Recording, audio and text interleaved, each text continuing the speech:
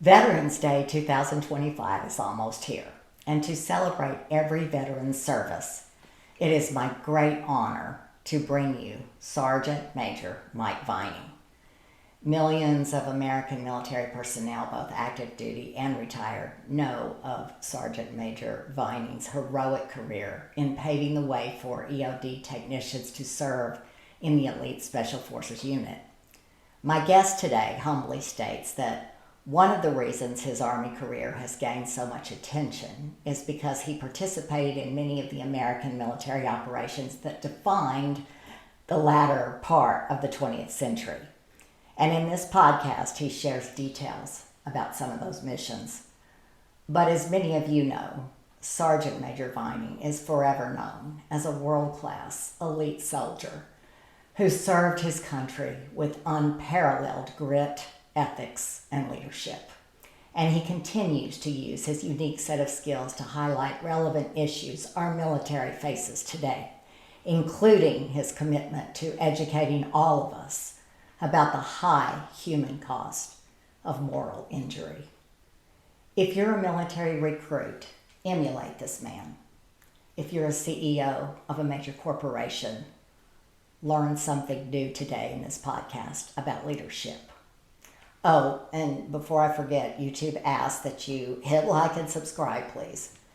And check out the links below in the description to find out more about the EOD Memorial and War Foundation. So wherever you are, whoever you are, ladies and gentlemen, in celebration of Veterans Day, I give you Sergeant Major Mike Vining. Mike Vining, thank you for coming on this podcast today. It is very much appreciated. I have with us today my husband and fabulous helper, assistant, tech guru, Joseph Domeyer, joining us, and I thank you so much. It's an honor for you to be here. And we'll get started. Okay. Mike, as I told you in an email, I really want to start by going in the present and going back with your incredible career. And so, because a lot of times you are interviewed by military people, I am trying to reach out to civilians. And the last couple of weeks, I have been really astounded, I guess, because in my book, I had to research a lot. So I've been astounded by how many regular civilians, men and women, who don't even know what ordnance means. And I know to you that's just, but that probably doesn't surprise you. But let's start there. Yeah, ordnance. Well, ordnance is spelled two ways, with an I and without an I. And the ordnance I was involved in is without the I. The other ordnance is like a legal presence, directive. So, and I see it misspelled, a lot of times, spelled, autocorrect will put an I in it. It's happened to me. Yeah, so ordnance is as old as the U.S. military, when it was first formed back during our Revolutionary War. And it's basically the munitions that are used in war. But not only is it ammunition and munitions, has anything to do with even the maintenance of vehicles. Mm-hmm. Like my grandson, he was served in the Army, and he was an MOS 91B ordnance, a wheeled vehicle mechanic. So, ordnance is pretty broad. It's Very maintenance. broad. Yeah. Pull up that first slide there, Joseph, and we'll give Mike a chance to look at ordnance from a very interesting place. Well, it's actually side two. Sorry. or First slide two. is of you and all your military regalia. Let's go to slide 2 if you don't mind. Sure. Um, and I named this slide "When the Case Starts to Swell." And Mike, I'm sure you're uh, very familiar with this. And Oh yeah. yeah, so tell us about that. Well, that happened in Vietnam, uh, up by Da Nang. So the Navy EOD got a call, and one of the persons that received the call was a good friend of mine, but I didn't know him then, Bob Bruker.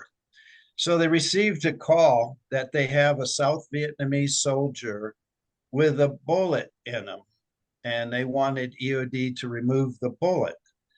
And they said, well, you know, EOD, explosive ordnance disposal, we don't remove bullets out of patients and stuff like that. Well, the caller on the phone said, well, this is a big bullet. And so they said, well, how big of a bullet is it? So they were describing it, about 2.5 inches in diameter, about 7, 8 inches long. Well, well, that's not a bullet. So they dispatched Shorty Lyons, and Bob Bruker went there, and the South Vietnamese soldier was alive, and he had this 60 millimeter Chi-Com uh, mortar embedded in his shoulder. Mm.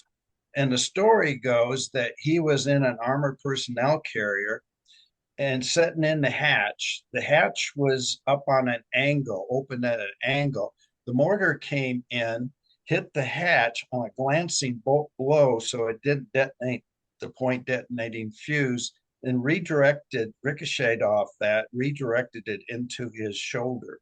And Mm. so he had this impaled piece of live HE 60 millimeter mortar in him.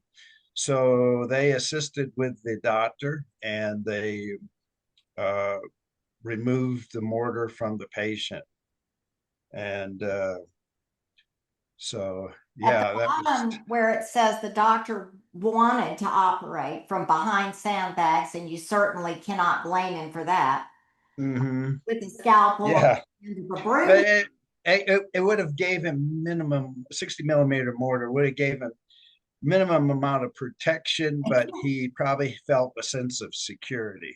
So for civilians, when the case starts to swell, what does that mean? The case that's surrounding that explosive, or Yeah, what? well, when we're told in EOD school that when a bomb detonates, uh, the solid explosive instantly becomes a superheated gas during the explosion, which expands, and it's also superheated, so that the case of a bomb will expand maybe 2 to 3 times its diameter before it actually burst open. Now, this is happening like in millionths of a second, Right. uh, but yeah, the case will swell supposedly because of the superheated gases. And so, they said if you ever see one swelling, then it's too late. Right. What about, can you pull up slide 3, Joseph? I want to show a few more of these unbelievable things that happen. They're rare, but they do happen, right? Yes, yes. Unexploded ordnance being impaled into casualties. And in some cases, the casualties are still alive and survived. Yeah. Wow. Here's one, the RPG, the Oh, rocket yeah. propelled grenade. Yeah, That's a Soviet designed one. Yeah. this is a rocket propelled grenade, RPG-7. And this was in the shoulder of an American soldier. Mm. So it was fired probably at close range, and went through his shoulder. And so you can see the warheads to the left and the rocket motors to the right. Oh, It's kind of hard to see, but yet this soldier, an EOD guy, helped the doctors remove this RPG, and the soldier is alive today. that's incredible. Did looks like did it miss his shoulder blade or scapula? Yeah, Looks I like. think so. I think it went, probably in just the soft area of your Yeah. shoulder. Uh, I do not know the extent of damage, whether this collarbone was broken or, but the soldier is survived. yeah. And that was in Iraq. Wow. Let's show the 60 millimeter, the slide 4, Joseph. Let's show Okay. one more, because all this leads up to what we want to talk about, which is what you spend a lot of your time doing today with the EOD Memorial Foundation. I want to show people, just not to shock them, but just to just to help them have a visual of what happens and the kinds of things that you have dealt with your entire career. This was Yeah. here's he was actually a VC, right? He was. Nope, he was an RV. Oh, it's a That Chinese was with the comic. tied in with the first 60 millimeter. That's That was a that's South another shot Vietnamese of him. soldier. Yeah, Yeah, I see. Now he's the South Vietnamese shoulder, but it was the enemy's 60 millimeter that got in him. true. Okay. Let's move on to slide 5, Joseph, and show the I believe this was the first EOD memorial that was done in what, 1970 or so? Dedicated in 1970. I think it was June of 1970. Yes, that's the very first explosive ordnance disposal memorial. That's at Naval Ordnance Station, Indian Head, Maryland. Um, now, it, bomb disposal, when it was called bomb disposal during World War II, and later post World War II, pre-Korea, it was changed to explosive ordnance disposal because we did more than just bomb disposal. We disposed of explosive ordnance. But in 1969, there was a discussion by those that instructors and people are there at the EOD school at Indian Head, Maryland, that we were having losses in Vietnam and that we should construct a memorial. So that was in 1969. And so this was dedicated in 1970, our first EOD memorial. I see. And then was the intention to just to raise awareness about these soldiers and what they were doing for us? Yes, and of course it was, it was not in a public area. It was on the Naval Ordnance Station, which you Right, had to have access to gain.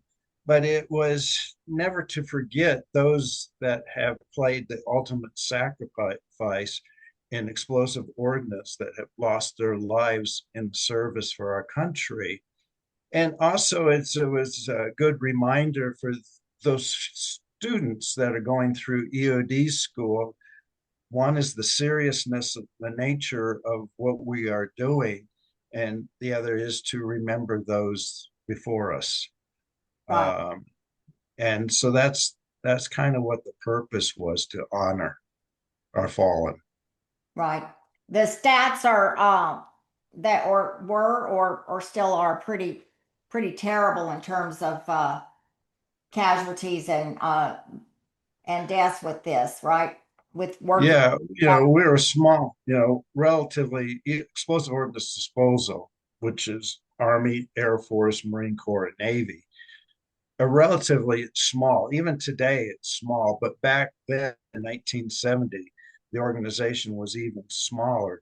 So, we had a high casualty ratio uh, of losses. Yes.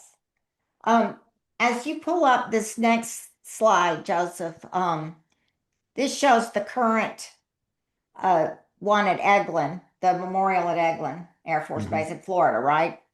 And Yeah, uh, uh,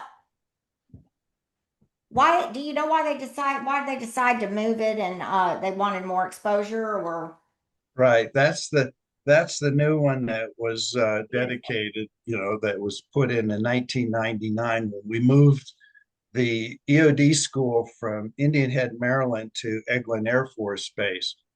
Uh, Mainly, the reason we made the move from Indian Head, Maryland to Eglin is our training area was out in an area called Stump Neck, and we would detonate large amounts of explosives and stuff like that. But over time, the area surrounding Stump Neck became more built up and urban. People started making houses and stuff oh right near to the area. And so our range limit kept going down, down, down because of noise complaints. And eventually we just couldn't do any type of explosive work there anymore. So we needed to relocate the school. And of course, Eglin is a huge base. And so, the range limits are just, out of this world. So we could do more realistic training there. So we moved to school. Now, one thing I got to say about the school is the Navy is the proponent for all EOD training. uh-huh And that Navy was signed this basically 1947 when Department of Defense was created. But the Army maintained our own school at Aberdeen Proving Grounds, and we didn't finally move, go under the Navy umbrella until like 1954. oh And then the Army was under the Navy thing. Now, each service does its own training. We have the Army has its own specialty training for EOD, the Navy, in all services, but everybody has a common background, and the Navy is the proponent, but it's located on an Air Force base. well, that's very good. I didn't quite understand that. Speaking of training and your interest, it started early, right? You were really in you loved chemistry. You were right in your very young life. Yes, chemistry, science. Yeah, I like chemistry and all science. I would get chemistry sets for Christmas, and it seemed like each year they would get bigger and bigger. And they don't really do, they have sell that kind of stuff today Yeah. because the chemicals are some of them are quite dangerous. So but yeah, I was in the science, in school. I was in the science club, the chess club, uh, in school, and I also did track and wrestling. But I liked science and chemistry. Is that why you wanted to be trained in explosives when you first joined so young? Well, I I yeah, my passion, my hobby prior to joining the army, my interest was actually climbing, mountain climbing, rock climbing, and stuff like that. But the army did not have any mountain troops back in 1968. We did have mountain troops in World War II, That's right. Yeah. but but the 10th Mountain Division was stood down, and Mhm. it was only later. Now today we have 10th Mountain Division, but back then there we had no mountain troops. So, and I had seen a movie about the Battle of Britain and about a bomb being dropped in London, and it was in some huge German bomb in the subterranean cavern, and a British officer rendered that bomb safe. And I'm just amazed that first of all that's a job, and that what it took for somebody to walk down, it's called the longest walk, Mm. uh, and to walk down and to defuse an ordnance piece that might go off at any moment. But yeah, so I talked to the recruiter about that. And of course, there was such a job in the military, explosive ordnance disposal, but you could not enlist in it. You could not say to the recruiter, that's what I want to do. Oh, I You see. you had to get it, you had to go to a different school. You had to go to get an MOS, a military occupational specialty. So the recruiter said ammunition renovation, the maintenance of ammunition. If I go, and then that will give me a good background in ammunition. And from there, once I graduate, I can volunteer for EOD. So that's what I did. I went into at Redstone Arsenal, Alabama after basic training and did ammunition renovation. And one of the things we do is in ammunition renovation was we destroyed Code H ammunition. Code H is ammunition that's determined that's not any good anymore, and it's not economical to do anything with it. It's destroy it. So that was our job at ammunition renovation. Then EOD taught us how to destroy the ammunition. We went to their range and they taught us, and I volunteered for EOD. So as soon as I graduated from ammunition renovation, I went right into the EOD program. I see. So, if I may ask, can I ask a question? Sure. Um, were you aware of your strengths as far as your science and intelligence, and that's why you wanted to, you know, that you could use that uh, in a beneficial way, and when you deal with bombs and does that also the EOD and other soldiers like you, do they also deal with like IEDs or bombs in general?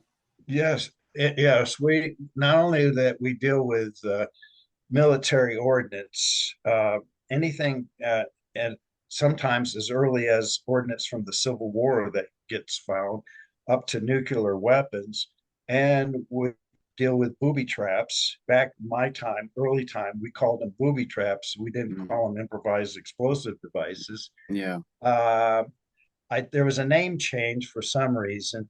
You know, the term booby is a Spanish word. It means clown, and so literally it would be a clown trap.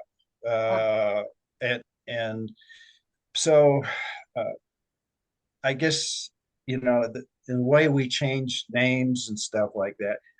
And now we call them improvised explosive devices. But yeah, we take care of all improvised explosive devices. Uh, Uh, Before we move on to Vietnam, I'm going to go kind of forward a little bit. If you'll pull up that slide 7, Joseph, I want to ask a little bit about an experience that Mike had that hard to forget, and it was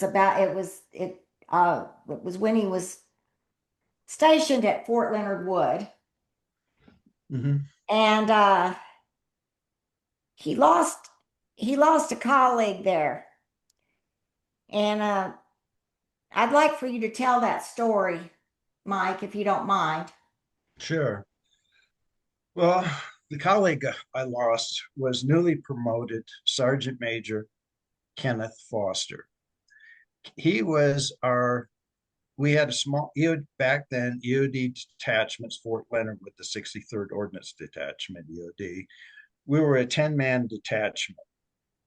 And Ken was our senior supervisor.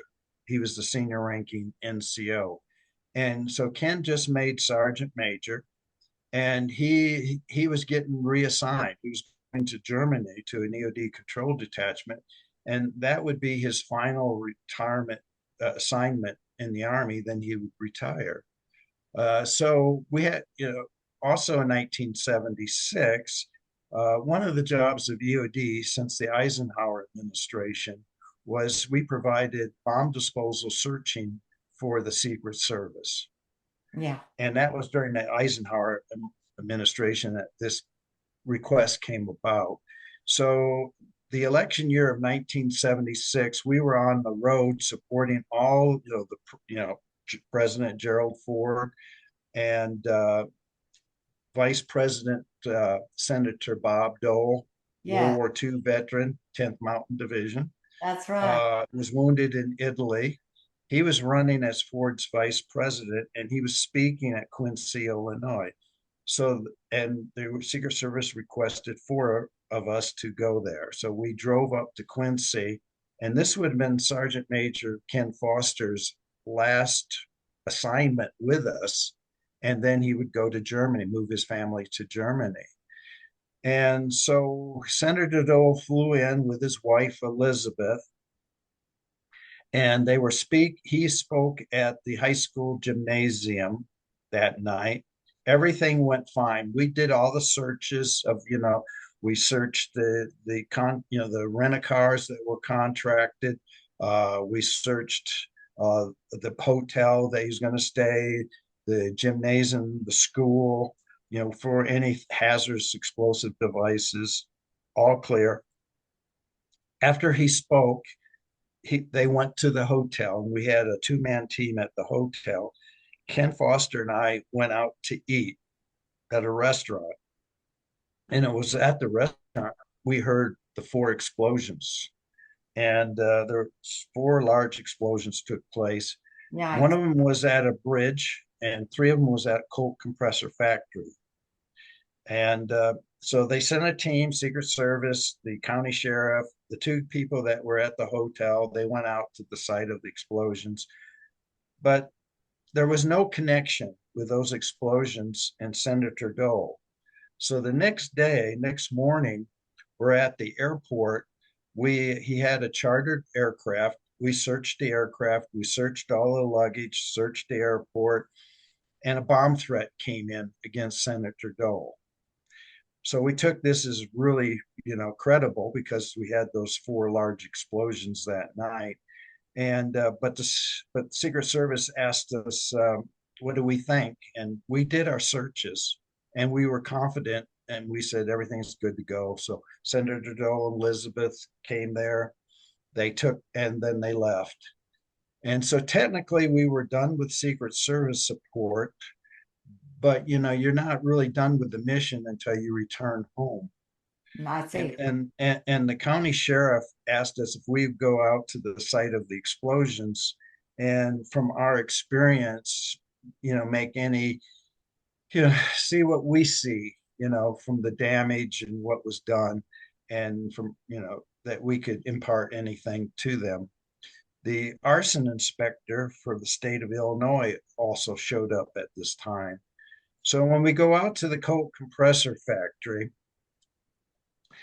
at the gate, they tell us that they found a IED that did not go off. And the fire department were doing a search of the area, and there was these tractor trailers, 18-wheel tractor trailers. They were parked side by side, really tight together. And each trailer contained a huge compressor with sliding doors. So the fire department opened up one of the sliding doors. Staring at them was a alarm clock, mechanical wind-up alarm clock, 6-volt lantern battery, several sticks of dynamite. Oh, gosh. They took a picture of it, a Polaroid, but the mistake that the fire department did was then they closed the door. I don't know why anybody would see a bomb, take a picture of it, and close the door, but that's what they did. And they stopped searching the area. So we go there, and so there's a rise, there's a small hill. So we set up on a small hill, and I said, okay, I'm going to set up the equipment that we're going to need. Sergeant Major Foster was going to go down and do a recon, not to do anything with the piece of ordnance, the IED, but he was just going to go down, look at the situation, and figure out what we're going to need to render it safe. Right. The other two guys, part of the team, were on a hill in the position to overlook and see down and watch Sergeant Major Foster approach.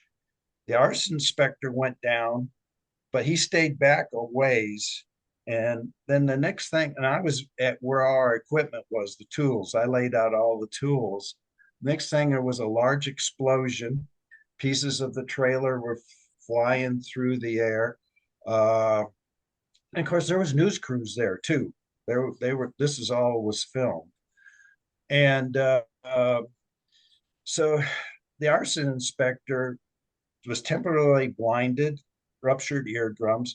So the other two guys, J.P. Smith and George Sledge, went down and took the arson inspector and got him to safety. I ran down to Ken Foster, and I was the first one to Ken. So I ran down and looked at Ken, and Ken was laying there on the ground, and he had died immediately. He he took all the blast from his upper chest area, and so what I think that happened, based on what I saw when I went down there, is that Ken was not supposed to do anything, but when he opened that door, sliding door, I think he saw that the hand of the clock was about to touch or touching that a screw that was in the face of the clock to make complete electrical contact.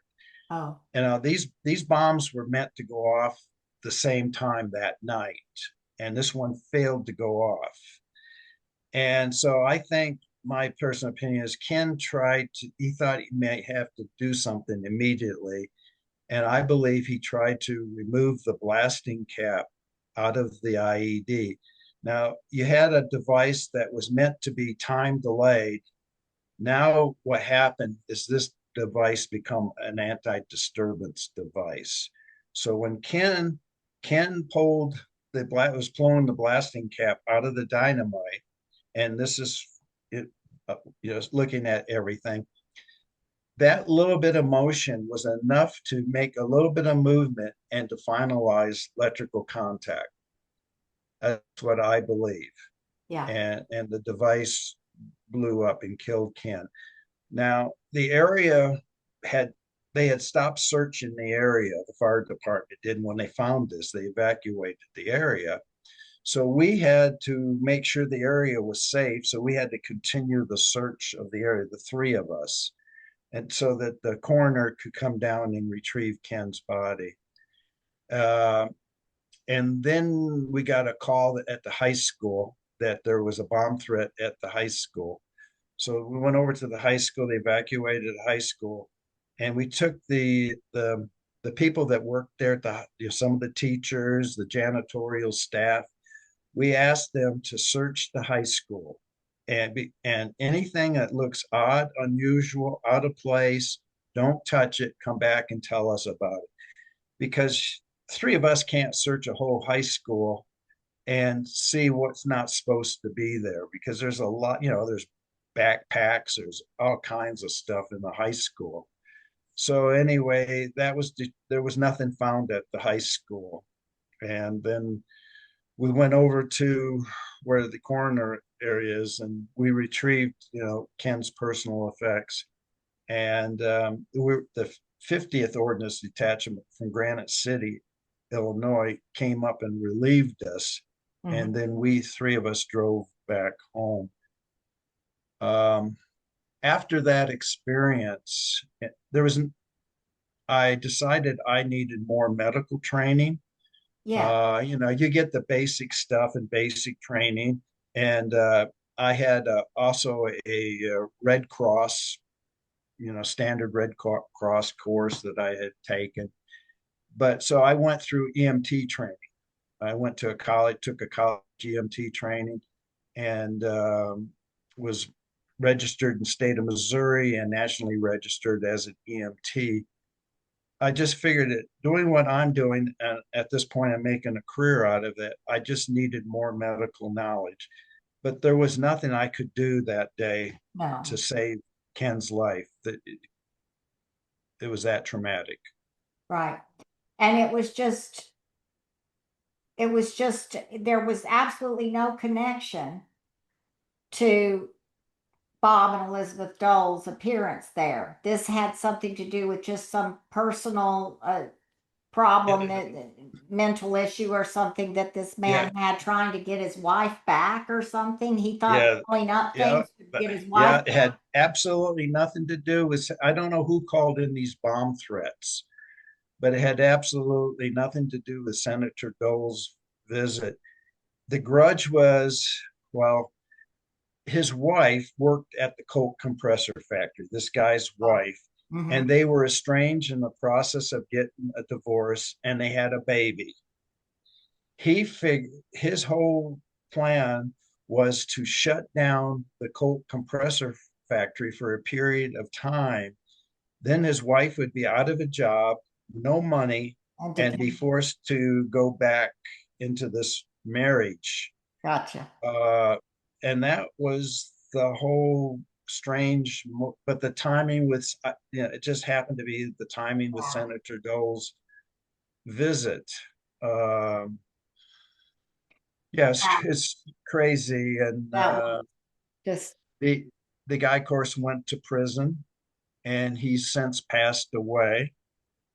But a few years ago, I got an email from a woman who was his daughter. She was a now she was a infant baby at the time this all happened. But throughout her life, she's heard stories about what her father did, and oh, she contacted me, wanted to know what's the truth. oh goodness. Yeah, so I have PDF scans of the newspaper reports, and I have my report of what happened, and I gave it to her, and it answered any questions that she would have had. And of course, she was, apologized for what her father did, but it was a strange email. But this whole thing, even though she was a baby, must have been, you know, on her mind throughout her life until she was an adult. Yeah, she carried that. Yeah. Yeah, what her father did. Wow. That's you know, that's one thing that you and I've talked about before, about trauma. And sometimes we can understand trauma when you've been in war, but it can affect all people, even ones that can't even remember. Yeah, And, yeah. but they somehow feel responsible. And I want to go to slide 8 if we can, Joseph. I want to move to Vietnam because now we're going to go back a little bit. And I want to show this photograph of you, very iconic, of you. And I believe this is the Vietnam photograph you show. Here it is. Look how young. Yeah, that's a young, probably at 19 years old at the time. I'm getting ready to go on an EOD incident in Vietnam. So this is the typical gear that I would wear going on an EOD incident. So, I have a backpack that has my 3 days worth of food. I got my bedding. I got a poncho liner in there. I'm also eventually I carried up to 10 quarts of water when I would go out on an EOD incident. A 1 quart, two quarts, and a 5 quart in a collapsible canteen. I carried two bandoliers of of 5.56 ammunition. Hmm. So each bandolier has 7 magazines and 18 rounds, or 20 round magazines, but they're only filled with 18 rounds. because if you fill 20 rounds, some of the springs are weak in the magazine and could cause a jam.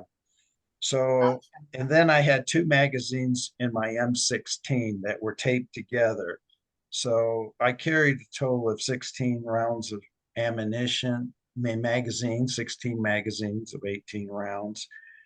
And I got a knife there for a bayonet for probing. I have my pouch that has my crimpers for, and a wire cutter uh, there. And I always carried either one to two haversacks full of explosives.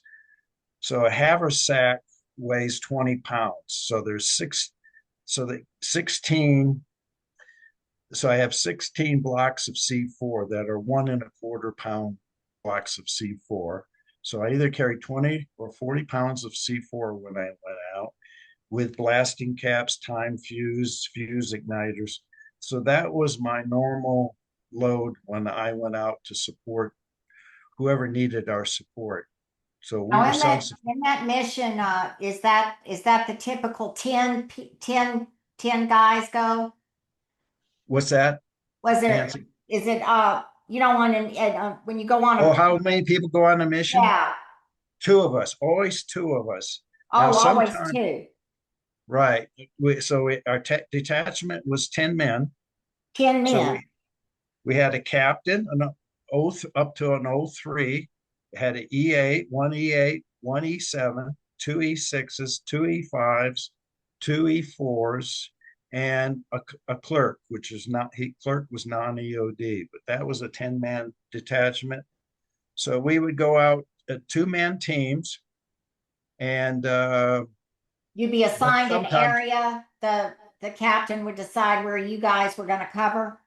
yeah, yes, the captain and the EA. So when we get a call in for EOD support, depending on where it was in Vietnam, we would drive to it, or they send a helicopter for us to pick us up, and then we Gotcha. would fly into wherever they needed us. We also operated, in other units did that. So in an on-site team. So we always kept two men closer to where a lot of the action was, and so that the response time would be shorter, and that we would rotate in and out of that on-site team. So in Vietnam, we up at the height of the Vietnam War, the Army had 15 detachments in Vietnam of 10 men detachments. That was at the height. And we were assigned to an area in Vietnam. So whoever operated in our area, we supported. So in my area at the 99th Ordnance Detachment EOD at Phuc Vinh, which was 1st Cav's Division Rear, we supported all of 1st Cavalry Air Mobile's operation. We supported the 1st Infantry, part of the 1st Infantry, until they left Vietnam. And then the 199th Light Infantry Brigade and the 11th Armored Cavalry Regiment. So all these units, if they needed our help, then we would support them with EOD support. Whether it's they finding a bomb that did not go off, we would go in and take care of it so that the enemy couldn't use it. You Uh-huh. know, the enemy a lot of times would repurpose our dud ammunition. They would, use them like IEDs. They would take a bomb that didn't go off, put it underneath, bury it underneath the road for an ambush, just Yeah. like they did in Afghanistan and Iraq. They did that in Vietnam. They would actually cut the bomb in two, saw the Vietnamese would, the North Vietnamese and the Viet Cong would actually saw a bomb in two with a saw, and then they would then take sledgehammers and beat out the explosives. Um, I can't imagine doing that, but I've actually saw a video of them doing that. What was the purpose of that? To So all of our dud ammunition, if they find it, they repurpose it. They repurposed it. I see. Yep. But that seems like a huge amount of soldiers you're trying to support. The list you know, you guys It were, was. I guess. So I served 11 months. I got to Vietnam in February of 1970, and I left in January of 71. And I did 380 EOD incidents in Vietnam. Good grief. Wow. I kept track of it all. Yeah, I know. I've been looking at that journal of yours. Wow. Um, Joseph, move on to slide 9. This is one of many incidents that Mike was heavily involved in and has contributed to his uh, heroic service and fame at Rock Island East. Want to show that slide and talk about that. Yeah. We go. Yes, that's Rock Island East being detonated. Um,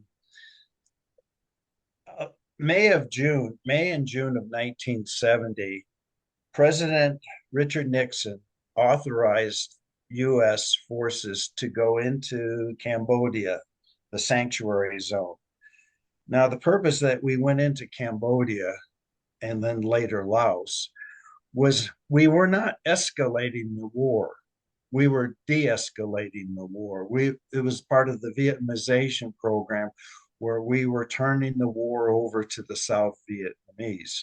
Now let me, That was, could I interrupt you 1 second? The Viet Cong would try to escape over there, right? To Cambodia, yeah, Laos? yeah, Okay. yeah, real technically, during the Tet offenses of, I know I get the Tet offense of 1968, Yes. when that was a lot. I mean, that was a push. They thought that there'd be an uprising in South Vietnam to support the North Vietnamese government, and that didn't happen. So, but during Tet of '68, the Viet Cong regiments were came out of hiding and were really technically decimated. Mm-hmm. They, they did not no longer they didn't have the manpower. The North Vietnamese soldiers then served in the Viet Cong regiments after Tet of '68. So technically, the Viet Cong were made up of North Vietnamese after Tet of '68. So even though they had the Viet Cong banner and it was the Viet Cong regiment, they were not South Vietnamese people that served in it, who were North Vietnamese. And yes, Cambodia was a sanctuary zone as part of the Ho Chi Minh Trail. And what they would do is they stockpiled all their ammunition in Cambodia Oh, because we were not so all their ammunition was stockpiled. And then they would do missions in South Vietnam and then flee to Cambodia for safety. So and we were trying to find this mythical headquarters in Cambodia called Cosvin, and that was their headquarters. Now, we did not technically find their headquarters in Cambodia. We found the next thing closest to it, and it was a place called the City, and I can talk later about the City. okay. But Rock Island East, the first it was a helicopter from the first Cav, maybe a part of a paint team, Loach, looked down into the jungle and actually saw these stacked piles of ammunition in the jungle. And Wow. then he reported it. First Cav, second to the 12th, combat assaulted in it and captured the site. And once they captured the site, they called for us to come in. And because of the scale of the site, um, we put together an 8-man team to go in there to do that. So, we had our team from the 99th, but we had other people from different teams in EOD units in there. So we had 8 of us in there. And we flew in. They had a 2-ship. They had a clearing that you could land 2 helicopters in. And this was on a jungle trail. And these stacks of ammunition were throughout the jungle trail. And and uh, and also they had weapons too, lots and lots of weapons. So there was around 320 plus tons estimated of ammunition and weapons at this. So this is the largest enemy weapons and ammunition cache discovered in the Vietnam War, and then we blew it up. So we took several days to prepare it. We used around 300 cases of C4, and there's about 40 pounds in a case. And we used, let's see, how many cases? I think we used 4 cases of detonating cord, which was 12,000 feet of detonating cord. So we had to connect all these different, we had to take the explosives out and lace the explosives over the different stacks of ammunition. Grief. We had to run the detonating cord leads to all the stacks of ammunition. Detonating cord detonates at 21,000 feet per second, pretty fast. Oh, yeah. And then we put dual detonating cord lines and buried them so that if the enemy came in to recover the cache site and cut one of our leads, we still had another lead that would be able to set it off. So on the final day of setting this off, everybody was evacuated except for Master Sergeant Mike Land and myself for EOD on the ground. And we had a squad of guys from Echo Recon, 2nd to 12th, for our security.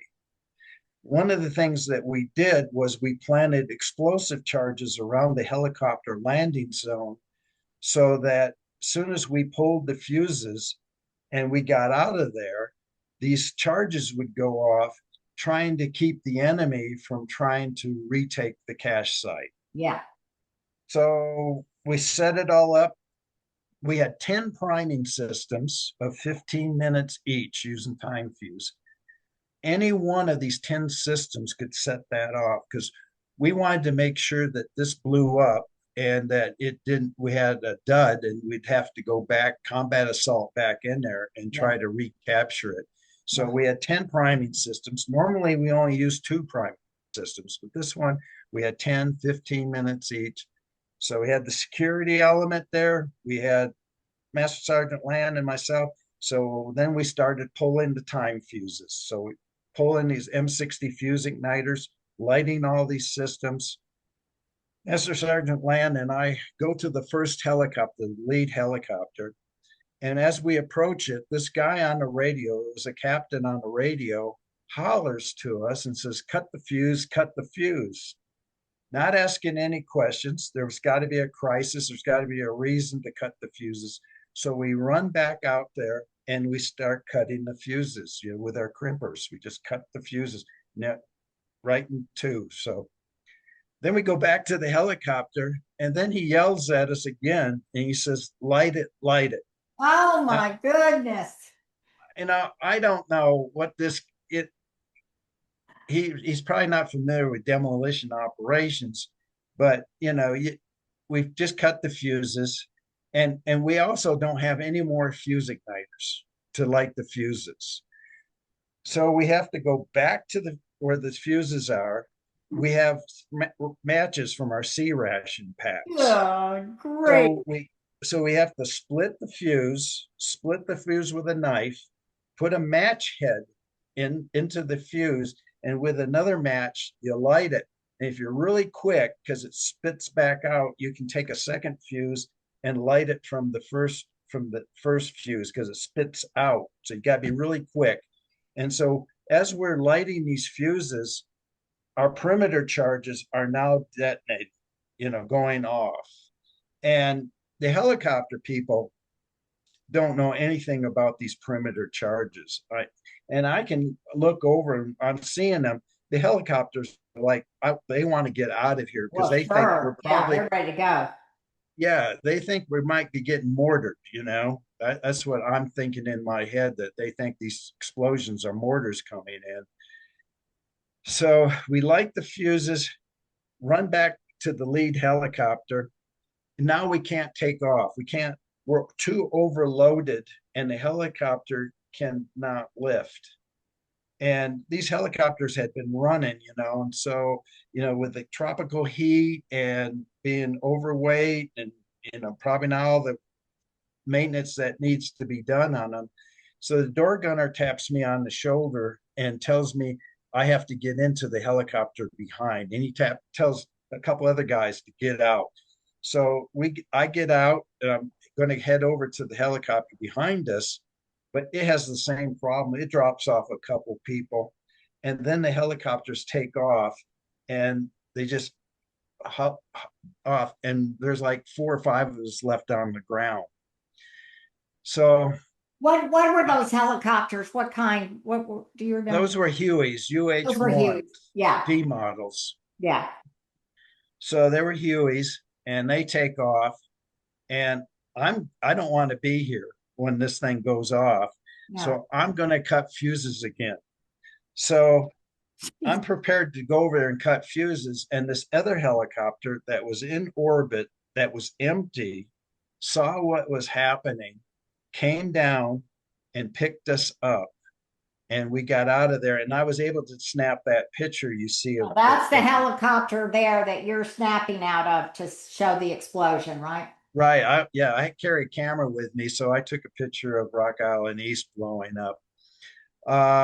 We probably, I'd say, 5 miles away from it when it blew. And it's hard to see in the photograph, but there's a hill in the back. That's Nui Ba Ra. It's 50 miles away back in Vietnam. They saw our mushroom cloud 50 miles away. I saw it. And the official report, and I have a copy of the official report, and the person that wrote the official report was not on the ground. He said there was a little confusion on exfil. A little. Yeah. So there was if he was on the ground, there was a whole lot of confusion. Well, why? What did you ever find out why he said cut the fuse? No, never did talk to him. But I was able to find the helicopter pilot that came down and picked me up. I was able to locate him many years ago, and I was able to contact him, and I thanked him for coming down and picking us up. God bless him. Yeah. What about how did the Army get all that ammo to the site? Would they dumped it off with helicopters or go on trucks or what? How they get all that? How did the North Vietnamese put all the ammunition there? No. Is that the question? How did we do it we okay. All the weapons were taken. We blew up just the ammunition part of the thing. All the weapons were taken away. Yeah, the helicopters came in, and they took out some of the small arms that anything that the South Vietnamese could use was taken out, and we blew up the others. One of the things that we blew up, and we blew up a lot of them there at Rock Island East, was the 85 millimeter fixed artillery ammunition. Now, we had not seen any of this ammunition in South Vietnam. The 85 millimeter fixed artillery ammunition only goes into 2 weapon systems. One is the Russian T-34 tank, which we hadn't seen any tanks in South Vietnam at this time. And the other thing was the 85 millimeter field gun, which we hadn't seen either in this area. But they were stocking ammunition up for either the field gun or the tank or both in Cambodia for an invasion. And so we blew all that stuff up. You stopped that. So go ahead. When you're doing the fuses, and like the C4, um, to ignite a fuse, you see, it's a little difficult. And as you've mentioned before, with the Vietnamese taking apart a bomb and taking out the explosives for it, that you wouldn't recommend it. And my question is just when you're trying to set off a C4, is it just a spark or can another flame or something? Is it easy to set these things off, whether it's Now, C4 or bomb? C4, you have to use a number 8 blasting cap, which is a good size blasting cap, a number 8. All military caps are number 8 military. Some commercial caps are number 6s, like dynamite. You don't need a number 8 to set off regular nitroglycerin based dynamite. You can use a number 6. But all of our military blasting caps, whether it be non electric or electric, are number 8s. So it takes a number 8 blasting cap to set off composition C4. One thing about composition C4 is that it is bullet safe. And what you Okay. mean by bullet safe is that if a 30 caliber bullet hits a block of C4 that's unconfined in the open, it will not detonate. So it's bullet safe. So I'm carrying those haversacks with 20 to 40 pounds of explosive. If I was to get hit with a bullet in that haversack, it would not detonate. Now, if it hit my blasting caps that I also had, then that they would detonate. But yeah, the C4 is relative. I cooked with C4 the whole time I was in Vietnam. I built a C4 stove, and I would take a little ball of C4 and light it and cook my C rations using composition C4 because I had a lot of C4, so you have to use a small ball, and I use you light it and then you make another small ball and you light it so because don't want to burn your C rations because it burns pretty hot. Yeah. So I did not use heat taps during in Vietnam. I used C4 to cook with. And of course, at Rock Island East, we had some South Vietnamese soldiers there at Rock Island East too. And they were actually stealing our C4 off our shots. As we laced the explosives C4 on there, they probably went in and removed about 40 pounds of our C4. They were also using it to cook with too. And that's why they were stealing our C4, the South Vietnamese were off the shot. My EA, he went and got all that stuff back and just he laid the rule of law down to the South Vietnamese soldiers about taking our explosives because by them to removing some of these blocks of explosives, it would cause an incomplete detonation. Mm-hmm. And so yeah, we cooked with C4. And so, like when they take it out, the parts of a bomb, it's not like the C4. It's not gunpowder either, is it? No, bombs are uh, filled with cast explosives, and it can be different kinds of explosives. Tetratol is a common explosive that bombs were filled with, and it's a combination of tetral and trinitrotoluene (TNT). So we use those two explosives. So that was one of the main fillers of drop bombs is I see. tetratol, and it's a cast explosive. So it's molten, Yeah, and it just they pour it into the bomb casing. I see. Artillery rounds were a lot of them were filled with what's called composition B. So there's all these, and again, they're all cast type explosives. TNT is really good for casting, I and see. It's very intellectual, very, on a different level than just physical war. And I guess the Vietnamese, did they really know what they were doing, or did someone teach them or tell them what to do, what to get? yeah, I don't know. The to saw a bomb in two you know, they had a big saw. It was a two-man saw, one on each side, and they were just sawing away. Heat and friction from doing that, is something that I would not want to do. No. Uh, that's That's what I something was that you thinking. would want to do if you're going to cut a bomb in two. You want to do it remotely, Yeah. and also we can actually we one of the techniques that we have is that we can cut a bomb using shape charges without setting the bomb off. Hmm. We can use linear shape charges, and it can cut the bomb in two if you do it right. The other thing is instead of high order detonating a bomb, sometimes we would want to low order it. So there's techniques that we can make a bomb go off, but not high order. I see. And but yeah, but that takes a lot of guts. And of course, what's the price of life?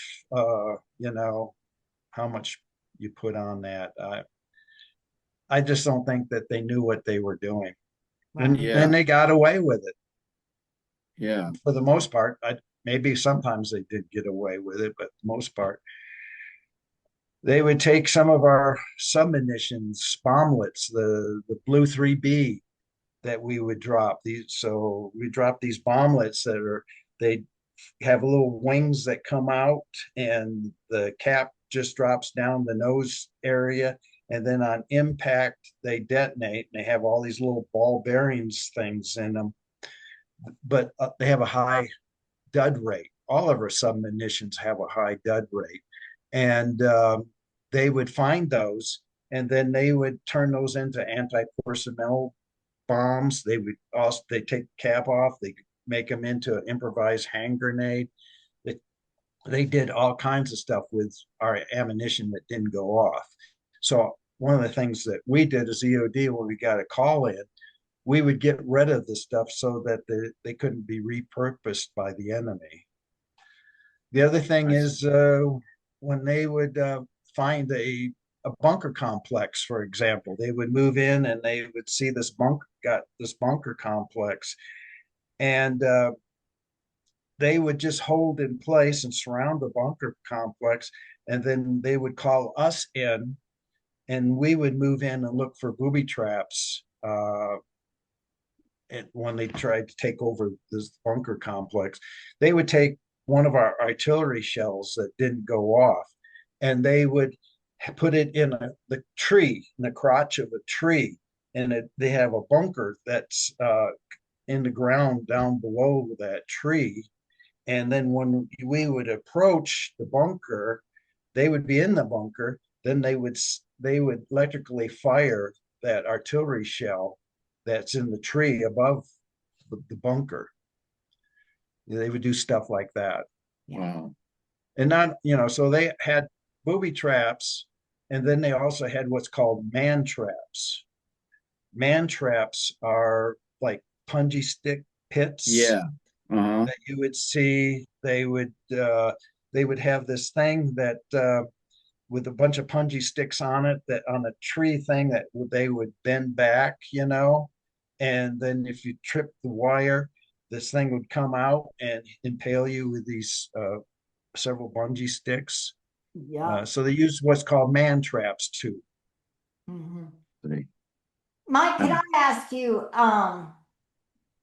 back to the Illinois mission, when you were sent in to look at those explosions and look for any more at that factory, you guys are not wearing anything like a bulletproof vest or anything wouldn't even help you, right? Right. Throughout my career, from 19 in EOD, I graduated EOD school in May of '69, retired in January '99. Throughout my military career, I never wore a bomb suit. I never operated a robot. We did everything hands on. Um, so yeah, we didn't do that and didn't wear any of that stuff or today like they do today. So they do today, right? But Yes.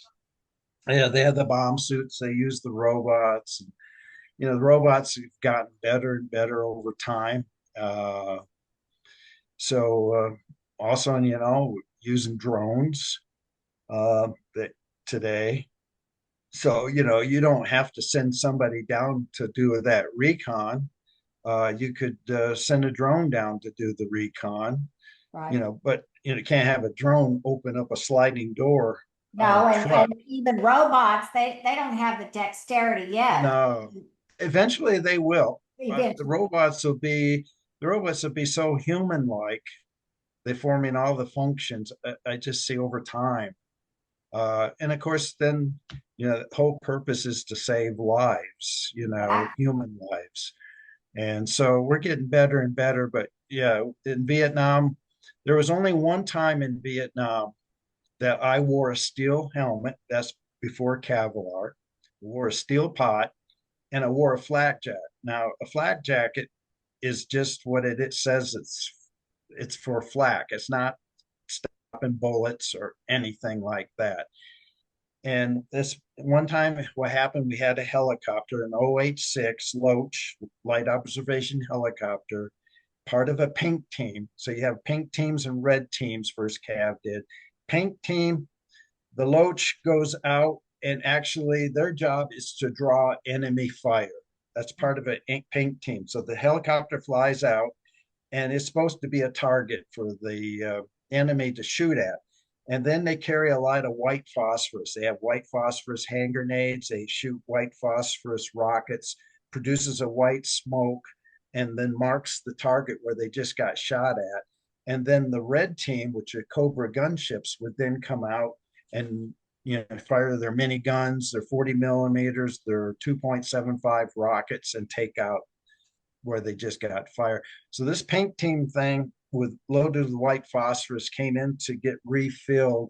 Something happened. It crashed at the helicopter refill site, and all that. And there was a fire explosion. A lot of the WP grenades and rockets. Some of them went off. Some of them didn't go off, and everything's burning. And we had to go in there while all this was going on, clear it of explosive ordnance so that other helicopters could come in and refuel. So we wore steel pots and flak jackets, and we would pick up these white phosphorus grenades that some of them were starting to smoke, and then we'd put them in buckets of water, and that would prevent them because they ignite in the presence of air. I see. Uh, so we did that. That was the only time I wore any type of protective gear. Wow. Um, I want to go back to talking just a minute about you told me something over the phone about leadership. Mm-hmm. And when I believe you were in Vietnam and you had a wonderful mentor who showed you what true leadership is about. Could you tell us a little bit about him? And Joseph, go Yeah, back that to slide one and let's show that was Sergeant Major Minor. Go ahead. that was Master Sergeant Richard Michael Land. He went by the name of Mike Land. He was, when I told you the Rock Island East story, it was him and I on the ground at Rock Oh, Island that East. was who that was. Yeah, that was the two of us on the ground. So when I arrived in Vietnam, Mike Land arrived in Vietnam for his second tour.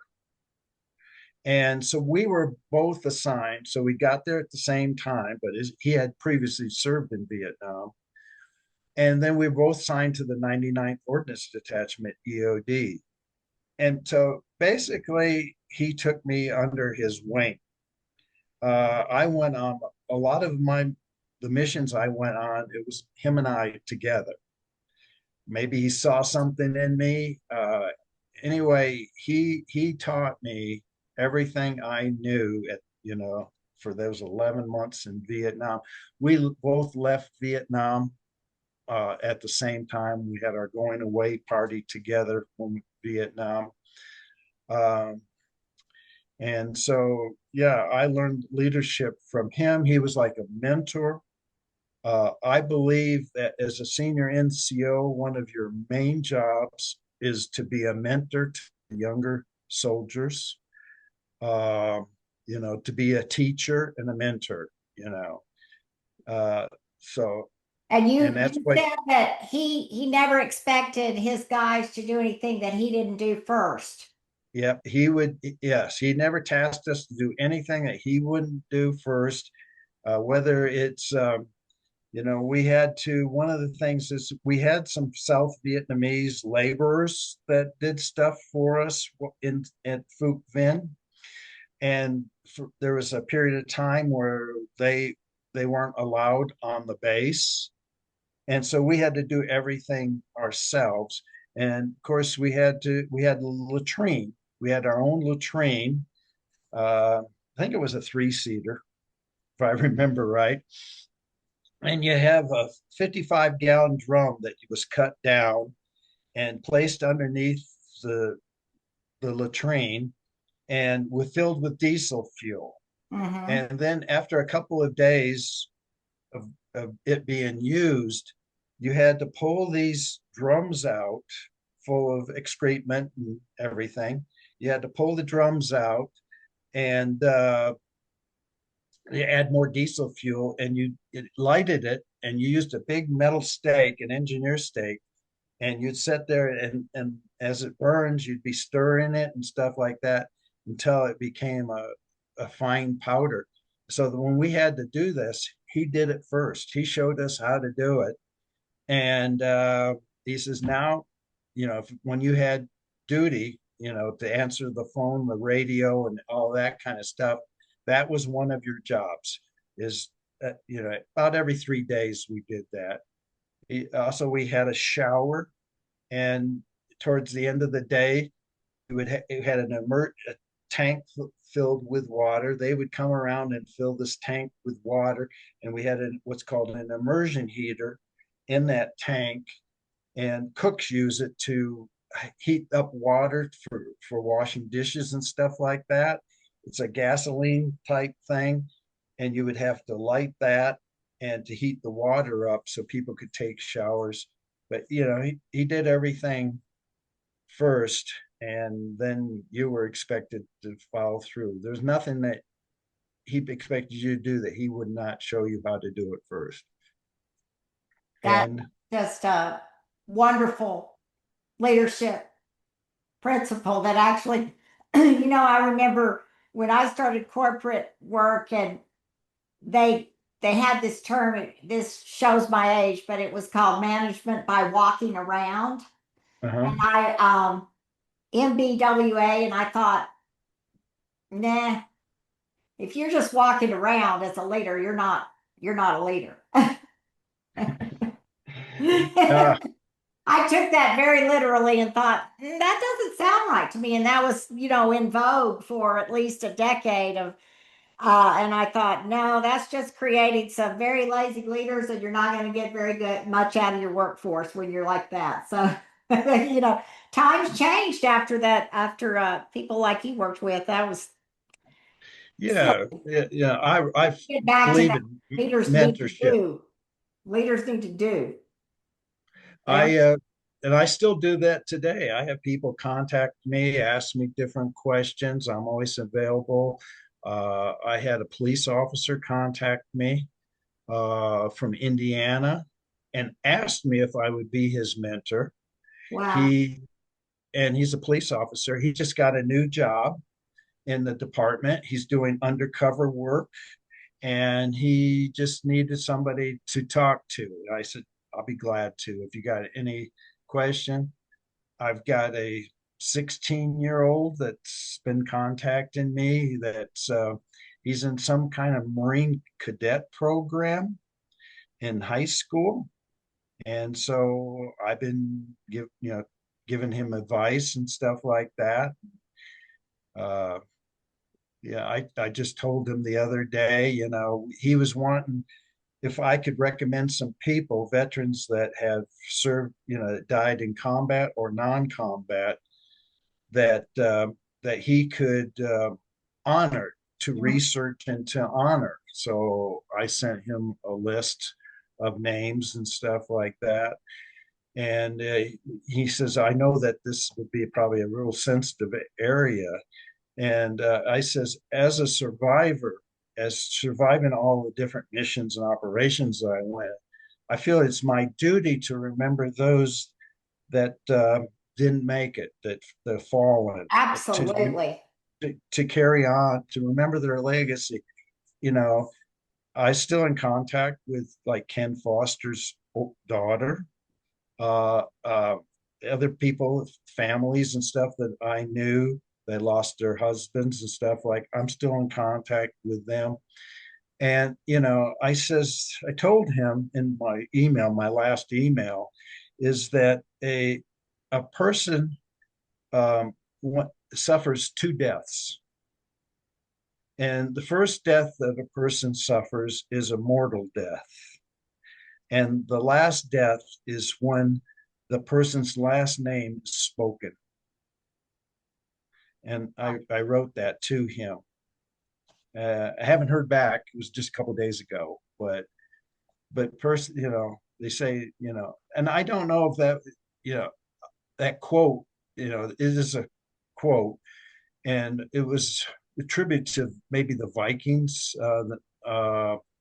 that they believed that a mortal death, and then when the name was last spoken aloud, that's the second death. Right. So we have all these monuments and memorials to keep and to remember, and like at 9/11, the site that every year they read the names at the EOD Memorial. The first Saturday in the May is National EOD Day set by Congress. And we read the names on the memorial, and then we add any new names to the memorial if there's new names to be added. So, Um, and speaking of survival, I know you've been asked this so many times, but I really, really want to hear about this. And I know Joseph does because he hasn't heard any of this story. I've been saving it for today. Uh, let's move to Operation Eagle Claw and talk about that a little bit, if you don't mind, if you have time. yeah. Um, let's see, take a look.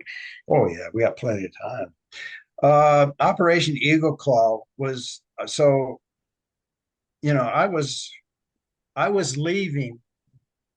I was going to leave EOD program after in and after I had the EMT training. I put in to be a special forces medic. I just wanted a new challenge. Uh-huh. Not that there was nothing I didn't like EOD and what I was doing, but I was just looking for a new experience, a new challenge. So I put in to be a special forces medic. So, and I had a school date to go to be a medic. It's Fort Sam Houston and go through the training and all that. But my sergeant major, patrol sergeant major, called me up and said, Mike, they're forming a new unit at Fort Bragg, North Carolina, and they're looking for 6 EOD NCOs that combat experience is a plus. And he gave me a telephone number.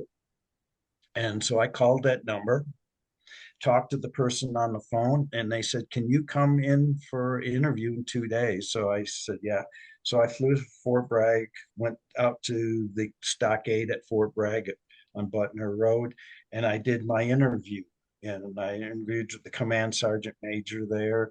And anyway, I was accepted. And about 2 weeks later, I had a permanent change of station. I moved to North Carolina, Fort Bragg, and they were starting the first operating training course, and I went through the first OTC1, the first operating training course. There was 5 EOD guys in that course. Only 2 of us made it through. But our first mission, and this was in 78, and like in March of 78. And then, and then the unit was set up, and we had several different operation OTCs OTC-2 and stuff like that.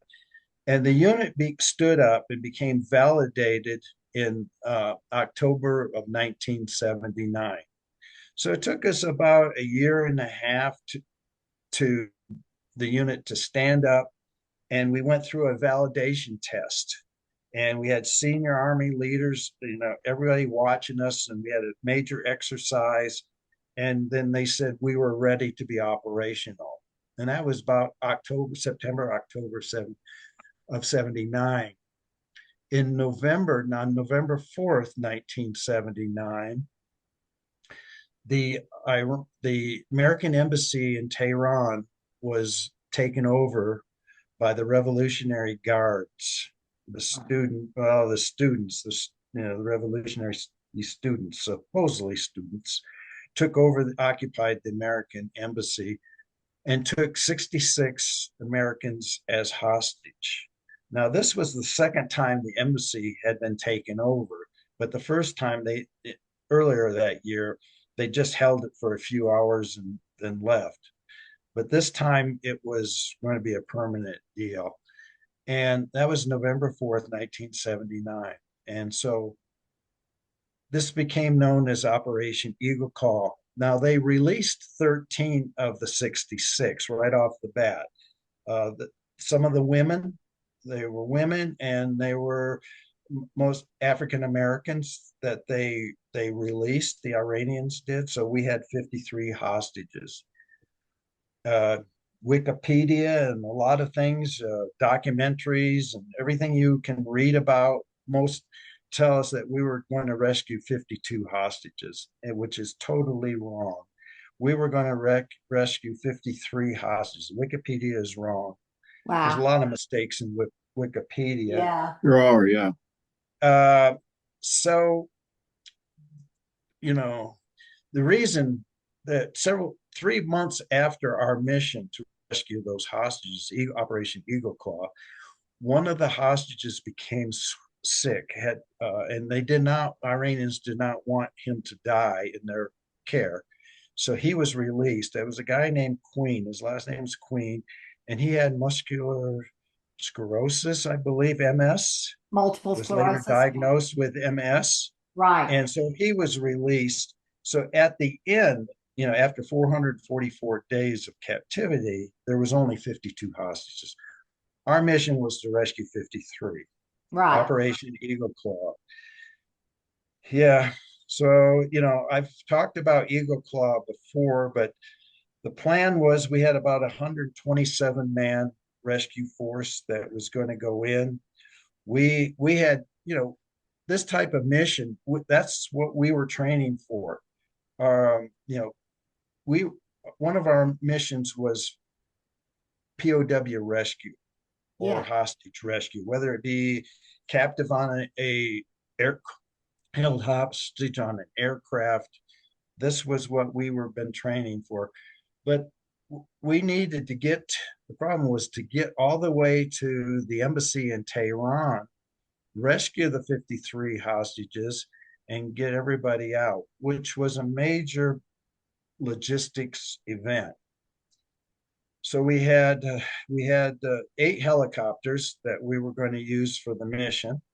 They were RH-53D models. They were used for counter mining. They were Navy helicopters. And then we had fixed wing. We had 6 fixed wing aircraft. 3 of them are MC-130E models, and 3 of them were EC-130E models. Now, the MC-130s are their Talons, Air Force Talon aircraft. So they have all the special equipment on them to do this kind of operation. The EC-130s are used for communication. They put a pod inside of them, and but in the 3 EC-130s, we put fuel bladders in, 5,000-gallon aviation fuel bladders in the EC-130s to refill the helicopters. Oh. So the helicopters were on the aircraft carrier USS Nimitz. We eventually went to Egypt, Wada, Kenya, and that was our staging base. and primary staging base. And then we went to Masseria, an island in Oman. They had an Air Force base on it.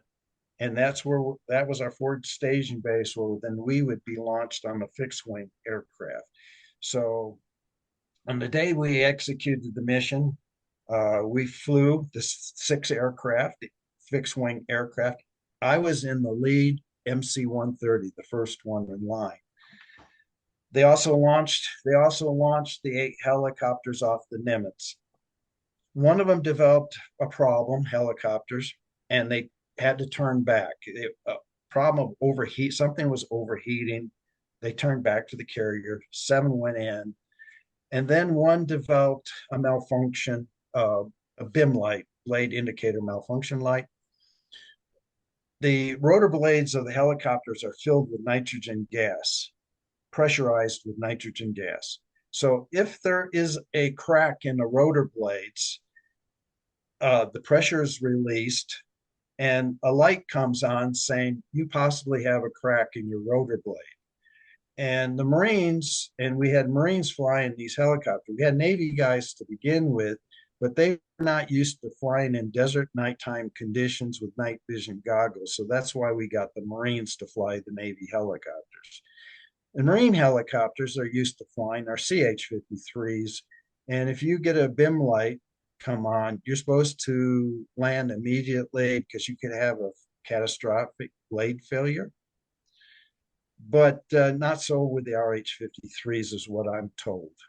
But the Marines did not know that. Also, the BIM lights, sometimes they come on just because they come on. Yeah.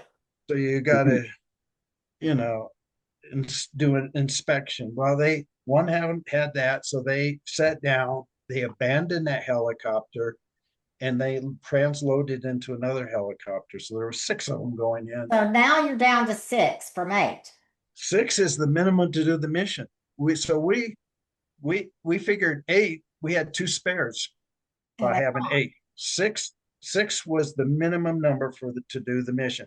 It was the minimum number to bring in the rescue force, and then minimum number to bring out 53 American hostages. So we needed those 6 helicopters.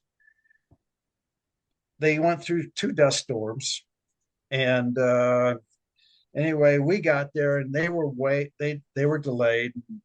Finally, they landed. So when I landed, we landed in a place, the Dashkafir Desert in Iran, and a guy had gone, John Carney had gone in earlier with a CIA plane and planted these lights, infrared lights that could be activated by the lead aircraft. So telling us where to land. He also did compaction tests on the ground, making sure that the ground can hold these aircraft to land. But it was next to a road. We were told by the CIA nobody uses that road at night, which wasn't true. So as we landed and opened up the doors, we saw headlights coming on at us, and it was a bus. So we had the Ranger on our helicopter, on our fixed wing. We had 2 Jeeps, Ranger Jeeps, that were the road blocking team. They would block either end of the road while we did our stuff. And so they got out and they fired a 40-millimeter grenade round in front of the bus, got the bus to stop. And then we went on the bus, and there was 44 Iranians, civilians on the bus, which we took off the bus and we set in a ditch and went on the bus. I searched the bus and searched them to make sure they had nothing that could harm anybody. Later on, just a few years ago, I learned that these 44 Iranians on the bus were all related to each other. And they were actually going to a family reunion in another town over. So that's what they were doing on that road at night, and going to a family reunion when we popped in. And so the plan was, with the 44 Iranians that were now American detainees, we were going to take them back to Oman, probably to Egypt, and then we would later release them. That's what the plan was, how we were going to handle them. Then another vehicle started coming down the road. It was a fuel tanker truck coming down the road. So the Ranger roadblock team fired an anti-tank rocket, 66 millimeter M72 Law, at the tanker truck. Actually missed the tanker truck, but detonated in the ground below the tanker truck, but caused the tanker truck to set on fire. Mm-hmm. So, and then the people that were in the tanker truck got out of the vehicle and got into another vehicle that was behind the tanker truck, and then they took off. They were gone. So now we got we got a bus with 44 Iranians. Now we have a tanker truck that's burning. And they survived, so now they can report that there's a big mission. Yeah. But figure it'll take them time. And so anyway, 6 helicopters come in. One of them developed serious hydraulic problems, and so we're down to 5 helicopters. So the decision was made. We could not reduce the amount of rescue people to go in. The embassy compound, I think, I'm trying to remember, maybe 13, 14 acre that these people could be. Oh, I had no idea. I thought it would be less less. It was huge. A lot of buildings. So they could have them not just in one main building for all you. Right. So we would have to search the whole compound. Oh. And of course, it was important that we do this quickly and round up the 53 hostages because we're working against the clock. So anyway, it was determined by Colonel Beckwith that we had to abort the mission. And so that's at the site called Desert One. And because we were going to fly after we refueled the helicopters, then we would get in the helicopters. The fixed wing would go back to Oman, but we would get into the helicopters and fly to another site called Desert Two. And then we would spend the day at Desert Two, the whole day there. And then the next night, we had people inside of Tehran that had round up vehicles for us. And they would bring in these vehicles, these trucks, and then we would load into the trucks, and they had false cargo in the truck. So we would hide behind the false cargo. Gotcha. We would go, and we had with us in each truck, we had somebody that could speak Farsi, the Iranian language of Farsi. So we had Farsi speakers that were fluent in Farsi. And if we went through checkpoints and stuff like that, they would talk their way through checkpoints. And so it would be the second night that we would actually go to the embassy. Then once we would get next to the embassy, we had ladders. We would bring the ladders out were on the walls of the embassy when we had knotted ropes over the end of the ladder. So we would climb up the ladder and then hand over hand on knotted ropes and go into the compound. Now we had another guy, his name's Nick, we called him Fast Eddie Westfall. He had the breaching charge to breach the wall. So he would then make a hole in the wall so that we would take all the hostages through this hole in the wall so that it wouldn't have to climb over the wall. And then we'd go across the street, Roosevelt Avenue, and it's been renamed. It's not named after Franklin Roosevelt anymore. And go across Roosevelt Avenue, and we go to a soccer stadium. Helicopters would come into the soccer stadium, and we would all leave. We would go to an airfield at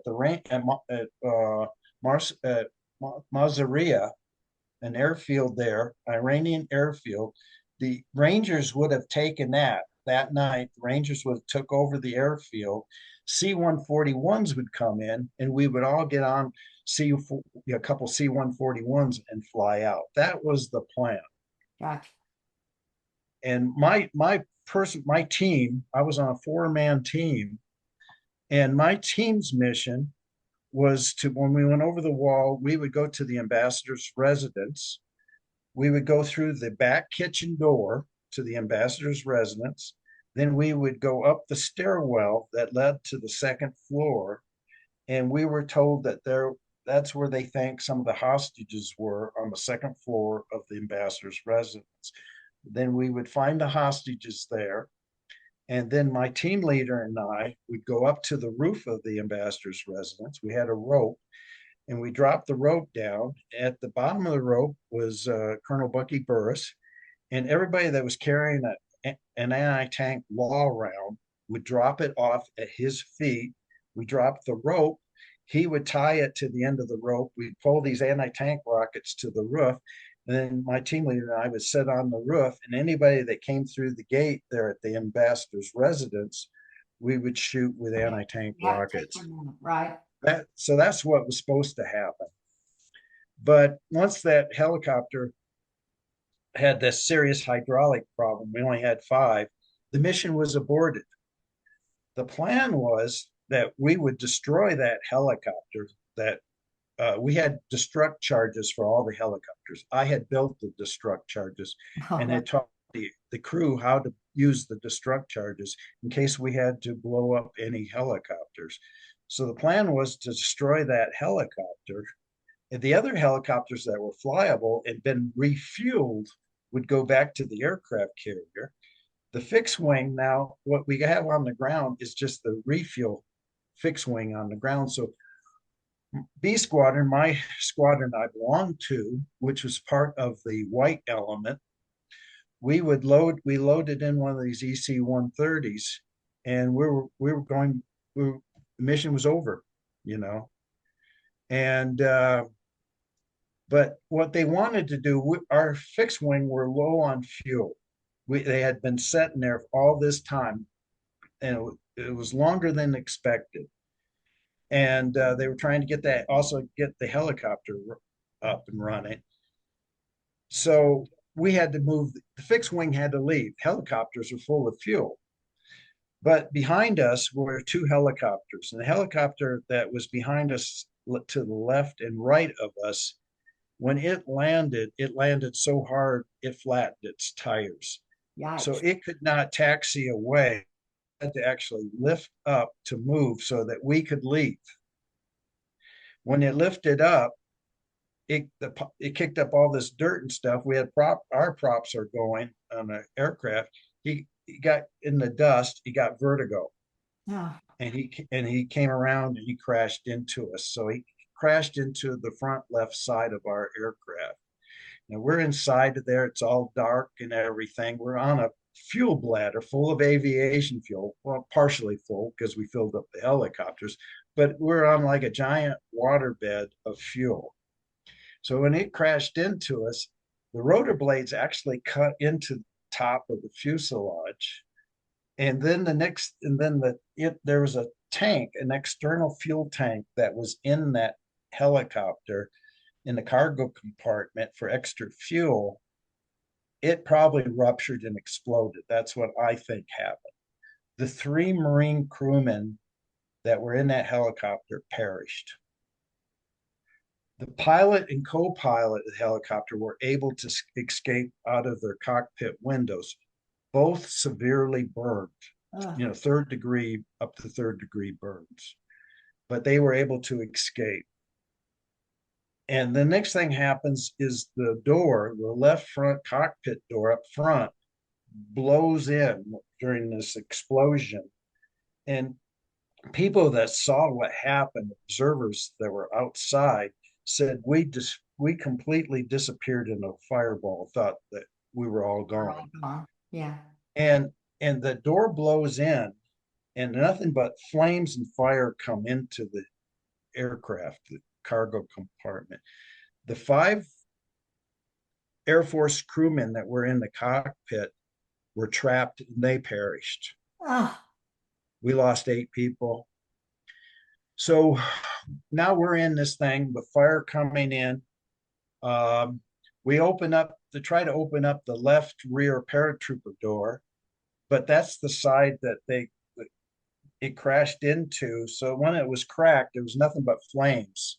So closed that, opened up the right rear paratrooper door, and there was flames. Sometimes you would see a wall of flames, and then it would go away. Our rotor blades are still going. We're still our rotor blades. So everybody, got up and we started to, you know, uh, Major Cheney, told everybody to stay calm, and we just started evacuating the aircraft. When I was up near the front. Actually, I did not think that it was possible that I would survive and get to the door to exit. I says, and I said to God, to myself, to God, is this how I'm going to end my life? That because I thought I would be any minute now be dead. So I got to the door. Our small arms that we had on board were off. That was popping. And so I got to the door. I jumped out. I just dove out, did a kind of a roll down on my feet. There was some hot metal there. I remember it get burned on some hot metal, and got to my feet and just got away. And I could hear our hand grenades going off, Oh, the right. explosion of the hand grenades. And then we had 6 red-eye missiles, anti-aircraft missiles on board the aircraft. And they started firing the red-eye missiles. And so they were shooting out into the desert. This rocket would fire and go right through the fuselage of the aircraft. And then all the other aircraft were moving away from us. Yeah. And I tried to get on one aircraft, tried to approach it and get on. They just waved me away because they were moving. They were getting out. And the guys on the helicopters, the 5 helicopters are supposed to fly back to the Nimitz. When this happened, they got onto the fixed wing. They abandoned those helicopters. Their rotor blades were still going, and they just left them instead of just doing the destruct charges and destroying those aircraft helicopters. So some of them were later captured by the Iranians, and they left classified documents in those that they shouldn't have had in those helicopters. So that The was Iranian, literally like a fight or flight moment. yeah, Chose they just, flight and didn't think about the fight that would come from leaving the stuff there. yeah. So when I got on the fixed wing aircraft, that finally got on this fixed wing aircraft, it was another, with a fuel bladder. Um, Pilot, co-pilot were already, somebody helped them, loaded them onto the aircraft. They were already on the aircraft when I got on it. Co-pilot was up near the front, pilot was near the back. And so immediately he's just in agony. He's burned, his hands are burned. He inhaled the hot gases and stuff. And so I immediately turned my attention to him to make it clear his airway. Wow. He had a cord, a nylon cord around his neck. It was burned into his neck. I removed the cord. Uh, and then, one of the Air Force guys, crew member of the plane that we just got on, said that to take his gloves off. And I said, no, we're not taking his gloves off, because I knew if we took his gloves off, he had a Nomex suit, Nomex gloves. But I knew that we would take flesh with the gloves. So eventually we took off, and I just stayed with the pilot. Uh, his Major Schaefer's was his name. He later made lieutenant colonel, and I just basically was able to keep him comfortable, wet his lips, keep his airway, breathing, and just talking to him. We did not have any medical supplies on board that Mm. aircraft. We have on military aircraft, they have a first aid kit, which is hardly Yeah. nothing. It's Right. not, it's not. So these guys needed IVs, which we did not have because they were in shock. Uh, but luckily we had some guys on there that were from the Detachment A. They were special forces guys that had a different mission, but there were three of the 53 hostages, American hostages. Three of them were at the ministry. Was it the MF? They were at another building, and that was their mission, to go to that building to rescue those three. The MFA, Military Foreign Affairs Building. That's where Uh, they were under house arrest at Military Foreign Affairs Building. That so they would have gone. They had a separate mission to go there to rescue the three. They had morphine with them, so we were able to give the Glenn Nickel worked on the co-pilot. I worked on the pilot. We were able to give him morphine, which really helped. And anyway, when we took off, our aircraft went across. It hit this bank that's next to the road, dirt bank. So we hit that bank, and I know Eric. We just bounced into the air. We came down, and then continued on, and finally we got airborne. Then they come over the intercom system and say that, we don't know what shape our landing gear is going to be in when we land. So we're flying back. It's 4 hour flight back to Oman. I was going to ask you how long that those. 4 hours. So then he says that you don't know what condition our landing gear is. Then they come over and tell us that we're getting low on fuel and that we may have to ditch at sea. Oh, goodness. So it's like, what a night this has been, but we made it back. And I've always wondered, how much fuel did we ever have when we finally landed in Oman?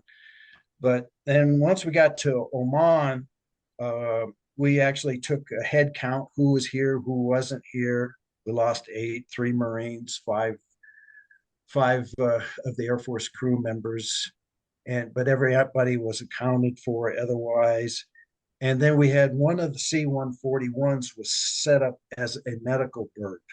It had the bedding, it had the beds in it, and had a medical team in that, because we expected maybe there'd be some hostages that needed medical care.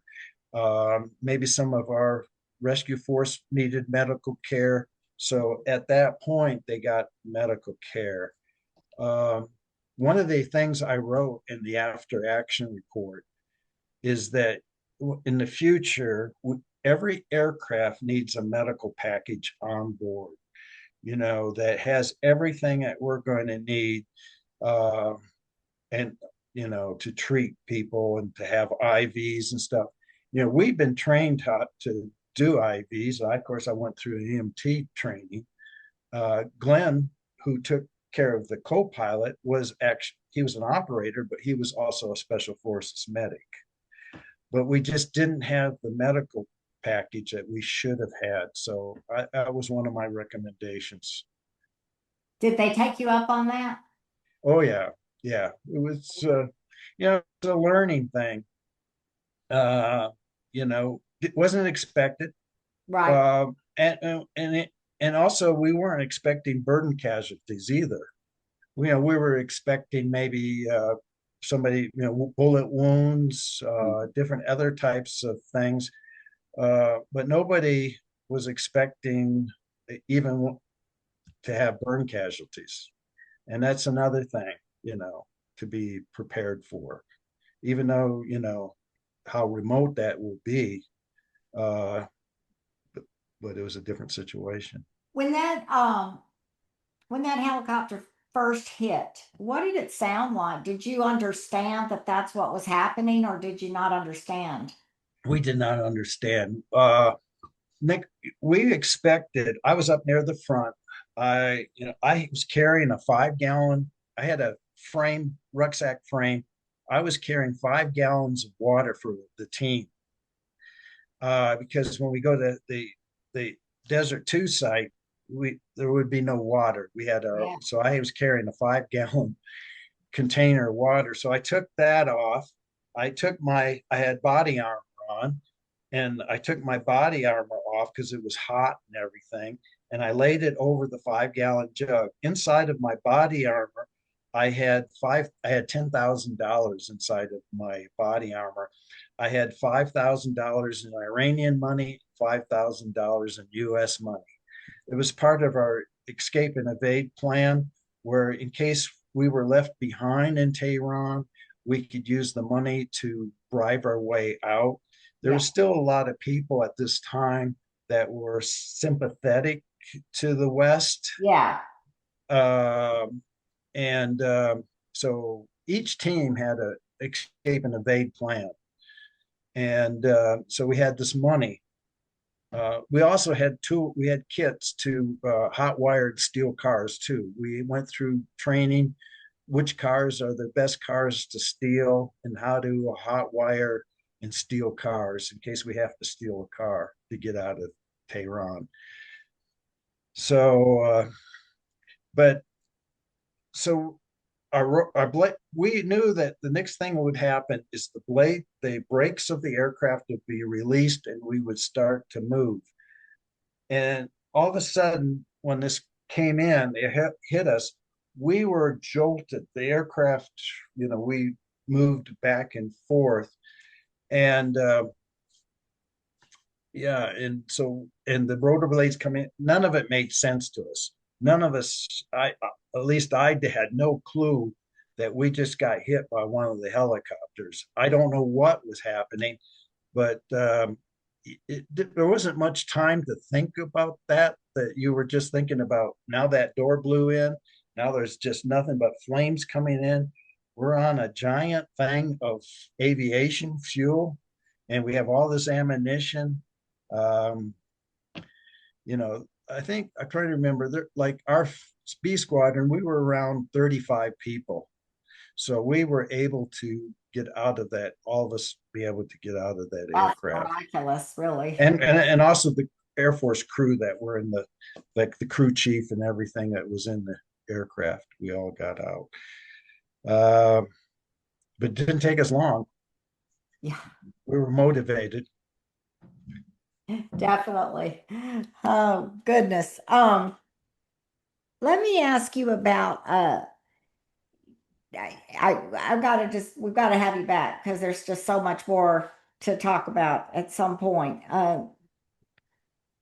What did you feel like afterwards, though, in terms of, I mean, it wasn't you or your guys' fault at all No, that this no. failed, and so It thoughts we about it had, in terms of, I'm sure you wanted to analyze it a lot and think through it and all that. But tell me a little bit about that. yeah, it was, disappointing. We knew that we trained and trained for that embassy. We had mock-up models of the embassy. We would lay out the embassy on a large piece of ground, Mhm. mark it out with engineer tape, and we would go through all the steps. We had basically been training for 2 years for this kind of mission, Mhm. but the air component and all the other to get us there and to get us out was just recently assembled. And we never did we rehearsals. We never did a start to end rehearsal. And the reason was because of operational security. They thought that'd be too big of a signature, and we didn't. So in the planning phase of Operation Eagle Claw was called Operation Rice Bowl. To if to think if somebody tried to figure out what we're doing, we were hoping it is something going on in Southeast Asia, not in the Middle East. So, um, yeah, we knew that I knew we could do our mission. Once we got to the embassy, we relied on everybody to get us there. Once we got there, I felt and everybody felt confident about what their roles were at the embassy. And I felt that we would be able to, where we thought as a collective group thought things would fall apart, would be at the soccer field waiting for those helicopters to come in and pick us up. we had planned on maybe, when one of those helicopters would start back up to fly into the embassy, that maybe it wouldn't start up, so we'd lose another helicopter. That's why we had two extra.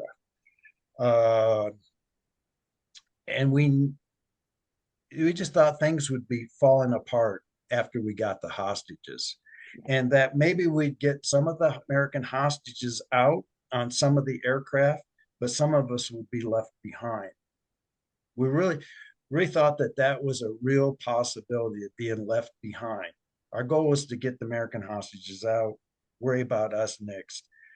My team we would head north out of town. We'd head up into the mountains surrounding Tehran, and we would, whether it took weeks or whatever it took, to work our way to Turkey. But our goal was then to go to Turkey to get out of Iran. So we really planned that part of the mission, how if we were left behind, how we get out of Tehran with everybody looking for us. So there was an investigation. There was a commission. There was Admiral Holloway was chose to lead it, and the Holloway Commission, and they studied what went wrong, and they made a couple major recommendations. Well, actually, about three major recommendations. One of them was that we would form our own Army aviation element. So the 160th Special Operation Aviation Regiment Airborne was formed up, the Night Stalkers, at Fort Campbell, Kentucky. So we formed our own aviation element for transporting us in and out for helicopter support. And of course, then we got in the Black Hawk helicopters. The other thing was that a joint task force be formed, Joint Special Operation Command would be formed, and to work with all these military assets, so that the Army, Navy, Air Force, and Marines, we all work together jointly. And so JSOC, Joint Special Operation Command, was formed after that. And then, of course, in Grenada, there was a lot of things that went wrong in Grenada. Grenada was a major mess. Right. It wasn't as perfect as the American people were led to believe. Again, it's one of those things, there was a little confusion on the ground. There was a whole lot of confusion on the ground. So after Grenada, another investigation was done, another commission, and U.S. Special Operations Command was formed with a 4-star general. So after each of these incidents, we learned from them, we studied them, and we got better. Justin, would you pull up Mike on the big screen now? And I want to ask you if you have time to talk a little bit about Grenada. Because I've heard the podcast, but I'd like as we go through maybe get some more detail that people haven't heard. If you have time to do it, Mike. Yes, I do. Okay. So this is after when we decided to try to help get some people out of a prison, right? Or that Well, were being yes. held there in Grenada. Well, Grenada occurred in October of 1983. That was our next big mission, was Grenada. And they had a coup, and the current government, Democratic-led government, was overthrown by a Marxist government, now having ties with Cuba. Mm-hmm. And so Cuba was now in Grenada. There was Cuban engineers that were working on the airfield. They were expanding the airfield. The new government in Grenada said the reason they're expanding the airfield is for tourism. But we knew that it was for MiG aircraft, and we knew that they were making MiG hangars. And so President Ronald Reagan wanted to restore the democratic government of Grenada, to reestablish the democratic government of Grenada. One of the things that the American people were told is that there were several hundred American medical students on Grenada and that we feared for them. That's what was told to the American public. Um, the okay, everything I'm going to say is my opinion. They were never in any harm, the American medical students in Grenada. That was a major economic source for the government of Grenada. So they ain't going to do anything to, you know, to jeopardize Right. all this money coming in. So a lot of Americans went to Grenada and other nationalities to get medical degrees. And but they were that was one of the things. But it was never a primary mission was to rescue the medical students. And again, they were in no danger. That So was just our what he felt he had to do politically to get yeah, in there. yes, yes, politically. Um, so our primary mission, Delta, was the Richmond Hill prison. So the political prisoners that from when they had the coup are now being held at Richmond Hill prison. Mm-hmm. And so our mission was to rescue the political prisoners so that they would, help reestablish that new government, And so that was our mission. Now the SEALs had the SEAL Team 6 had two missions. And they were priority targets too. The SEAL mission was the British Governor General's residence. So Grenada was still one of those British Commonwealth, I think, islands. Mm-hmm. So they have a British Governor General who is under house arrest at his residence. So their job was to go to his residence and make sure that he stays safe. The other SEAL mission was to go to the radio station and capture the radio station so that they would not be able to broadcast what's going on and help redirect people to fight us. So take over the radio station. Gotcha. Yeah. The Rangers were given the follow-on mission of finding the American medical students. And of course, we knew where one group of them were, and the Rangers went there and rescued a group of them. But there was medical students being held were somewhere else, and so then they got the intelligence that they were. We really didn't know where they all were located. So, but that was kind of a follow up to make sure that they stayed safe. Um, so our mission was Richmond Hill Prison, and we were supposed to go in just before daylight. That's how we fight. We use the darkness to help what we do. And so we were in 6 Black Hawk helicopters. The SEALs were in the 2 that were behind us. I was in helicopter number 5, and we were supposed to go in before first light, but then they delayed us because the Marines were landing on the north side of the island, and they were supposed to take over another airfield called Pearl. Uh-huh. The Marines do not do any nighttime amphibious assaults. Amphibious assaults are all done in the daytime. So they prevented us to going into doing our mission because they felt that we would alert the Grenadians that we were going to be an invasion. But I don't understand that, because we would have been the perfect diversion. Going in early, the resources would have been directed to us, The and Marines would have had an easier time. it was, and that's why USOCOM was formed with a 4-star special operations general for this kind of conventional thinking versus special operations thinking. Oh.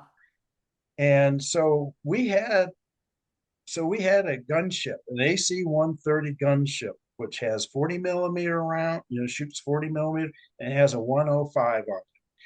And it was in orbit at the time we were supposed to go in, nobody told the AC-130 gunship that think time schedule had been changed. Oh So God. it was in orbit. So when we went in, before it had to leave to get refueled. So we had no gunship support when we went in. So we're over the water, daylight, going in, and we're monitoring Radio Grenada. And before we're still over the water, and they're saying the American invasion of Grenada has begun. So they Yeah. already knew we were invading, and to go to the beaches and meet the Americans. So when we came in over the water at the beaches, there were people on the beaches, groups of people on the beaches, waving and everything. And you could hear a pop, pop, somebody trying to take a shot at us. So then when we go to the Richmond Hill prison, we have fast ropes. So this is how we're going to hover over our spot. My team was to be land outside the prison. We were to hover, and we had these fast ropes that you slide down like a fireman's pole. They're a big, soft nylon type yarn thing that you just squeeze with your hands and squeeze with your feet, and you just slide down like a fireman's pole to get out. It's better, faster, and repelling because you can be on top of each other. This was all new technique, and we had Black Hawk helicopters instead of the Huey helicopters of Vietnam. And we were going to, my team was to fast rope down outside of the prison because there was a guard barracks outside the prison. And our job was to prevent the guards from reinforcing the prison. Oh, right.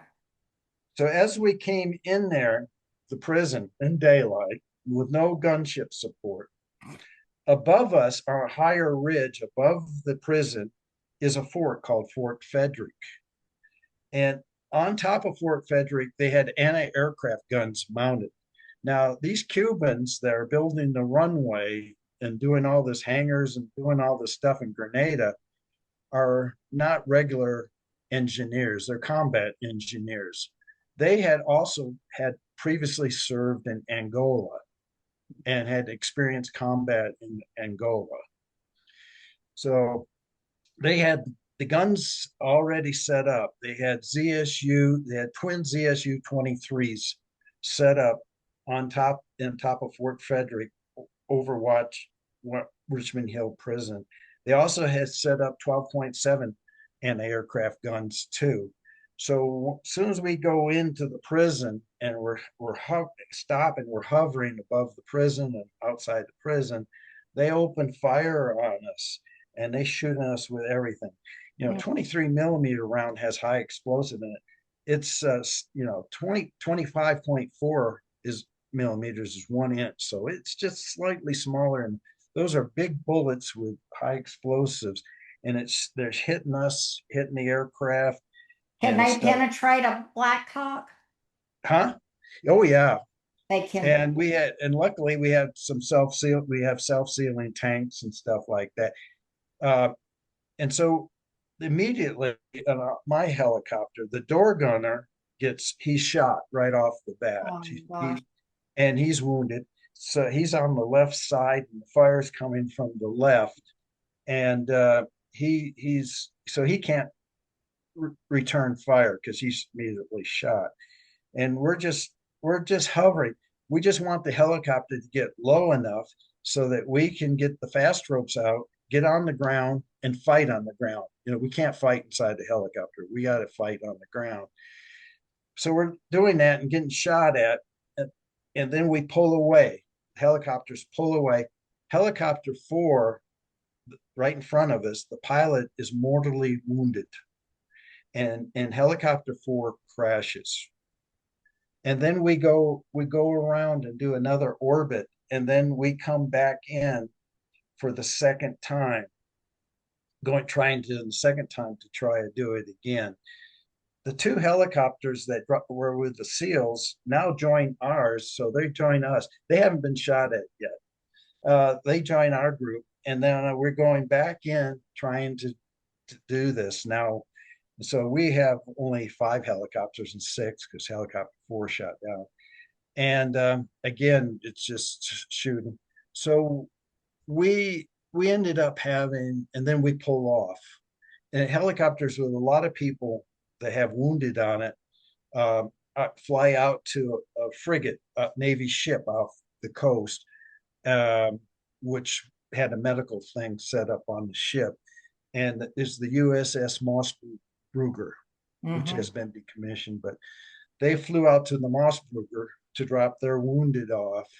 So of our guys, B squadron, 19 were wounded. We had 19 wounded, some very serious. Would have been fatalities had we not gotten to the ship. One guy was shot in the stomach. We had one guy that had a SATCOM radio, a satellite radio on his back. And it was hit with a 23 millimeter round, the radio on his back.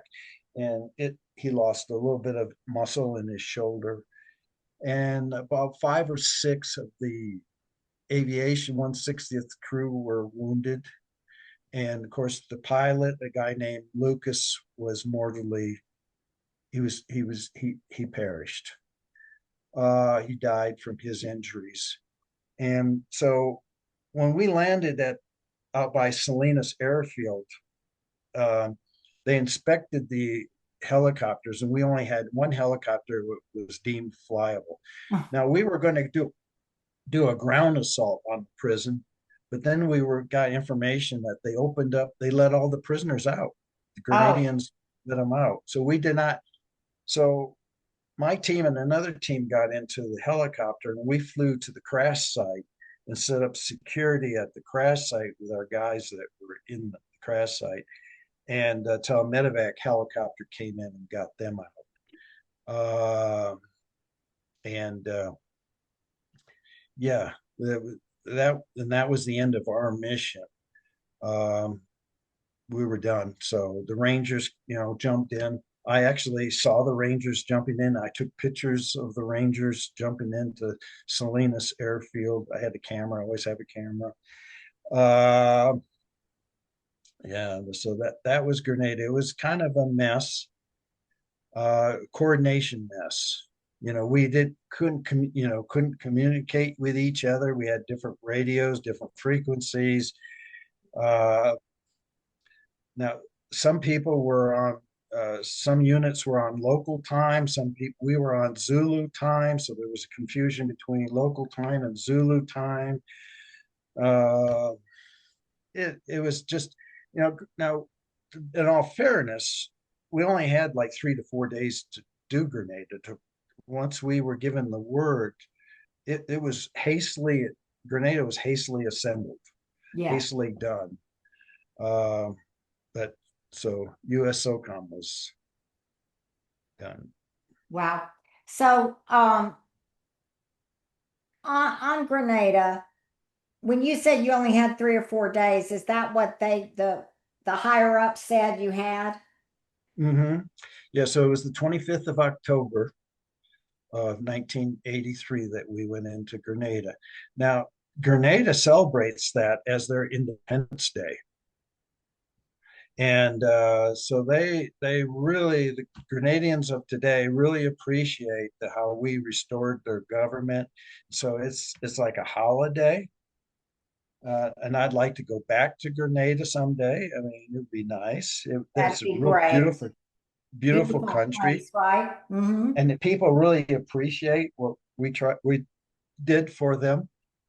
I'm Uh, wondering now, do you think just the presence of those Blackhawks coming in, even though you didn't get down on the ground, you think that's why they made the decision to release? Because for all they knew, you guys were going to come back, right? yes, yeah, So we the planning on presence of coming that back. Go back, American force, right? That right? and oh, we better just let them go. Yeah, yeah. They said, yeah, it's too hot here. It's I'll too just hot. let them go. I think I always said, well, they made them use up all their ammunition, so they had no ammunition left. That may have been right. Uh, I I remember, like I always refer to this in my mind as the British charge of the Light Brigade story. Are you familiar with the British? It was 1854 Yeah. during the Crimean War, Right. and the British Lancers in Crimea charged the Turkish and Russian positions. It, they were all set up, so the Turks had their force set up in the front in the valley, and then they had Russians had artillery above that, and they were given somehow they were given an order. It was misdirected, I guess, but to charge, and they charged the thing. And then not only did they charge through the Turkish and Russian defenses, they turned around and charged back through heavy loss of life.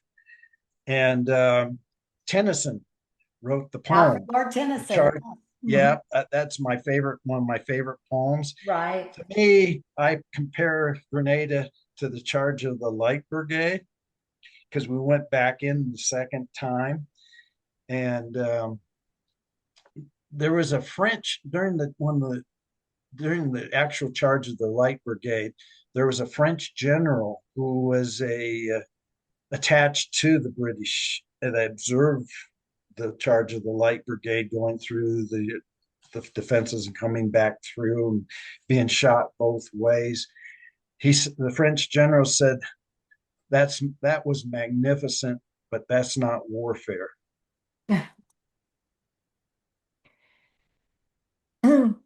Well, but it is. I mean, it isn't, but it is, right? Yeah, yeah. So yeah, So I guess, through all of this, and definitely want to, there's so much more to talk about, but I know you have other things to do. I want to go back to something that we've talked about, something that I've written you about, regarding, I guess what, when the film came out, The Right Stuff. right, Remember that film? And of course, a lot of people refer to you as, I'm sure they have thought of that term. And I've always been fascinated with, you know, special people who have God-given talent, but they have the will and they have the work ethic, the courage. There's so many other things you have to have in order to become an elite soldier like you became. And to be able to be the most, maybe one of the most important, is to be present in that moment right there. Because if you're not present right in that moment, you're going to lose your life and you may lose the lives of others. right. The focus has to be so intense, right? And Mhm. that takes something special. And I've wondered, is that something that you were born with, or is it a skill that can be learned? Well, I think it's probably my Midwestern upbringing, Midwestern rural upbringing. My dad served in the Navy during World War II. I had an uncle that served in the Air Force during Korea. I had another uncle that served in the Army on Guadalcanal Hmm. in World War II. My mother's father, my grandfather, served in the Marine Corps prior to World War One in the Pacific. Uh, and I grew up with that. None of them were career. They all, they did their time and got out. I was the only career made a career out of it. And I after Vietnam, I got out for 2.5 years, and was in the civilian workforce. And then I came back in October '73. I just couldn't see what I was doing for the rest of my life, which was making body parts for Ford. press operator, stamping out body parts. Mm-hmm. Uh, so I came back in to do a career. One of the YouTube shorts on you says But something about that he got bored. yeah, the training is also the key. Now, I had a friend of mine who is a Navy chaplain, Uh-huh. another person that I've been kind of mentoring. Uh, and so they were being going over to the Red Sea with helping with the Houthis shooting the cruise missiles onto merchant ships and stuff like that. So they were going in to that theater. None of them, of course, had experienced combat before, and he's the Navy chaplain on the ship, Yes. and he was trying to find what can he say, what can he tell his sailors that were getting ready to possibly, go into this war zone, uh, to help them out. And I told them that the key is training. When things start happening, and you're being shot at or you're under enemy fire and stuff, or doing your job, you go back to your training. It's like muscle memory. And I says, if your ship gets hit, your training on damage control will kick in, and you'll be doing all the damage control stuff based on your training, where you don't really have to think about it. You just act, and because it's your training. Is the way the training works is you just repeat and repeat and repeat that exercise so that it does become muscle memory? Yes, that's training, and that's what we do in special operations. We just continually training, doing the close combat quarters training, going into a room and doing room clearing. And, sometimes they'll set up, unknown configuration in a room. You won't And know so what to expect. you have the different your training, so that if you enter a room that you don't know the layout, you know what the different steps are, and that you need to do. And it's just you just go and you just do it, without really thinking about it. I tried to think, was there ever a time that I felt scared or afraid? I thought maybe you would ask me I was going to ask you that actually, that. uh, because I was going to ask you if what was scarier, dealing with a human like as a medic that has been wounded or hurt, you know, or trying to defuse a bomb or some instance like that. What's Yeah, I trying to think back, did I ever feel scared or afraid on any of this stuff? And I never did. I can't really say it, and that might be strange. Um, but I just relied on my training. Uh, and EOD school is one of the hardest academic schools in the military, and high washout rate is really high. Mhm. That's why you had to have another MOS prior to going to EOD school. In case you failed, they could reassign you. You've already had some training in another area. And so I felt confident with my training. In Delta, I felt confident with those that I worked with. I knew that I had their back, they had my back. When you are working with a, a small group of people that are highly trained, you feel very confident the, that of the person next to you, that everybody will do their job.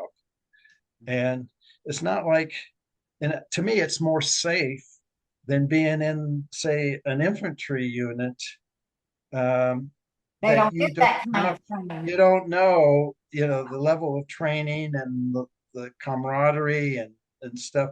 You don't know what that person next to you might do in a situation. But I had confidence in everybody that I worked with that we would all do what we were required to do. They had confidence that I would do as an EOD thing. So, I was an operator first, then I became a breacher second. So I became involved in the breaching program. I was the breaching R&D sergeant major at one time. And then I was EOD third. If there was an EOD incident there, we had a small number of EOD folks at the time, and there were six of us at one time, and that we would do any if there was a hostage that had a body bomb on them, Uh-huh. take care of it. If it was a terrorist that had a suicide bomb on them, maybe the terrorist was shot but still had a suicide vest on them, we would take care of that. Any booby traps that they would set up, we would take care of that. So I was operator, breacher, EOD. It had three hats. And also It each my fourth hat was I did the I did the instruction, rock climbing and mountaineering instruction and guiding. But I did that in my spare time too. On weekends, I would take off and go rock climbing or doing stuff, climbing mountains on my spare time. You still found a way to do that mountain stuff, huh? The I climb. I did that. So we would do I was on a mountain team, and so we would do the mountaineering thing. So yeah, I did climbing, and I did climbing on my off time. And I climbed with a lot of the guys that were team members. We would take leave together to go climbing. Like there would be four of us that took leave at the same time to go out to Rocky Mountain National Park to do climbing on our off time. Climbing was my escape from all the military stuff. I used climbing to escape because when you're rock climbing, mountain climbing, you are focused on what you're doing and you don't think about anything, the work stuff, none of that stuff. You're just focused on what you're doing right then. But then that And again, that's practice about on focusing at that second. And also it kept you in shape, right? It's a great way yeah, to keep you in shape because you're expected to be very fit, right? yeah, yeah, yeah. It was so yeah, it So, kept me in shape. Like I worked a lot with the British SAS, 22 SAS. They oh, came in 1990. They were, when they would come over to the United States, I would go with them to the different places in the United States, like Joshua Tree National Park. They mhm. would I would be there with them when we would climb at Joshua Tree National Park, or we're climbing up in Washington in the Leavenworth area. And so in 1990, they wanted to climb Denali in Alaska. So they invited they invited me to join them to climb Denali in Alaska. And I had been stationed in Alaska from 85 to 86 in the EOD unit there. I took a break from Delta to go and work EOD stuff. So there was nine Brits from British SAS, and I was the token American. And we climbed Denali. Let's see, it took us, I think, 15 days to climb it, and 3 days to get down. And all 10 of us we were on the summit of Denali at the same time with the British SAS. And the That's second time, that's one of the tallest we have, right? In the yeah, North America, yeah. The thing about Denali is that it's at the 63-degree north latitude. So it is 3.5 degrees below the Arctic Circle. So the weather on Denali is pretty extreme. You talk about Everest. Mount Everest is at 28 degrees north latitude. So Mount Everest is the same latitude as Tampa, Florida, above the equator. Denali is the conditions on Denali, because it's just a single mountain. the wind and storms and stuff on Denali. I compare summer conditions on Denali to winter conditions on Everest. So it is, and of course, the atmosphere thins at the poles, it's thicker at the equator.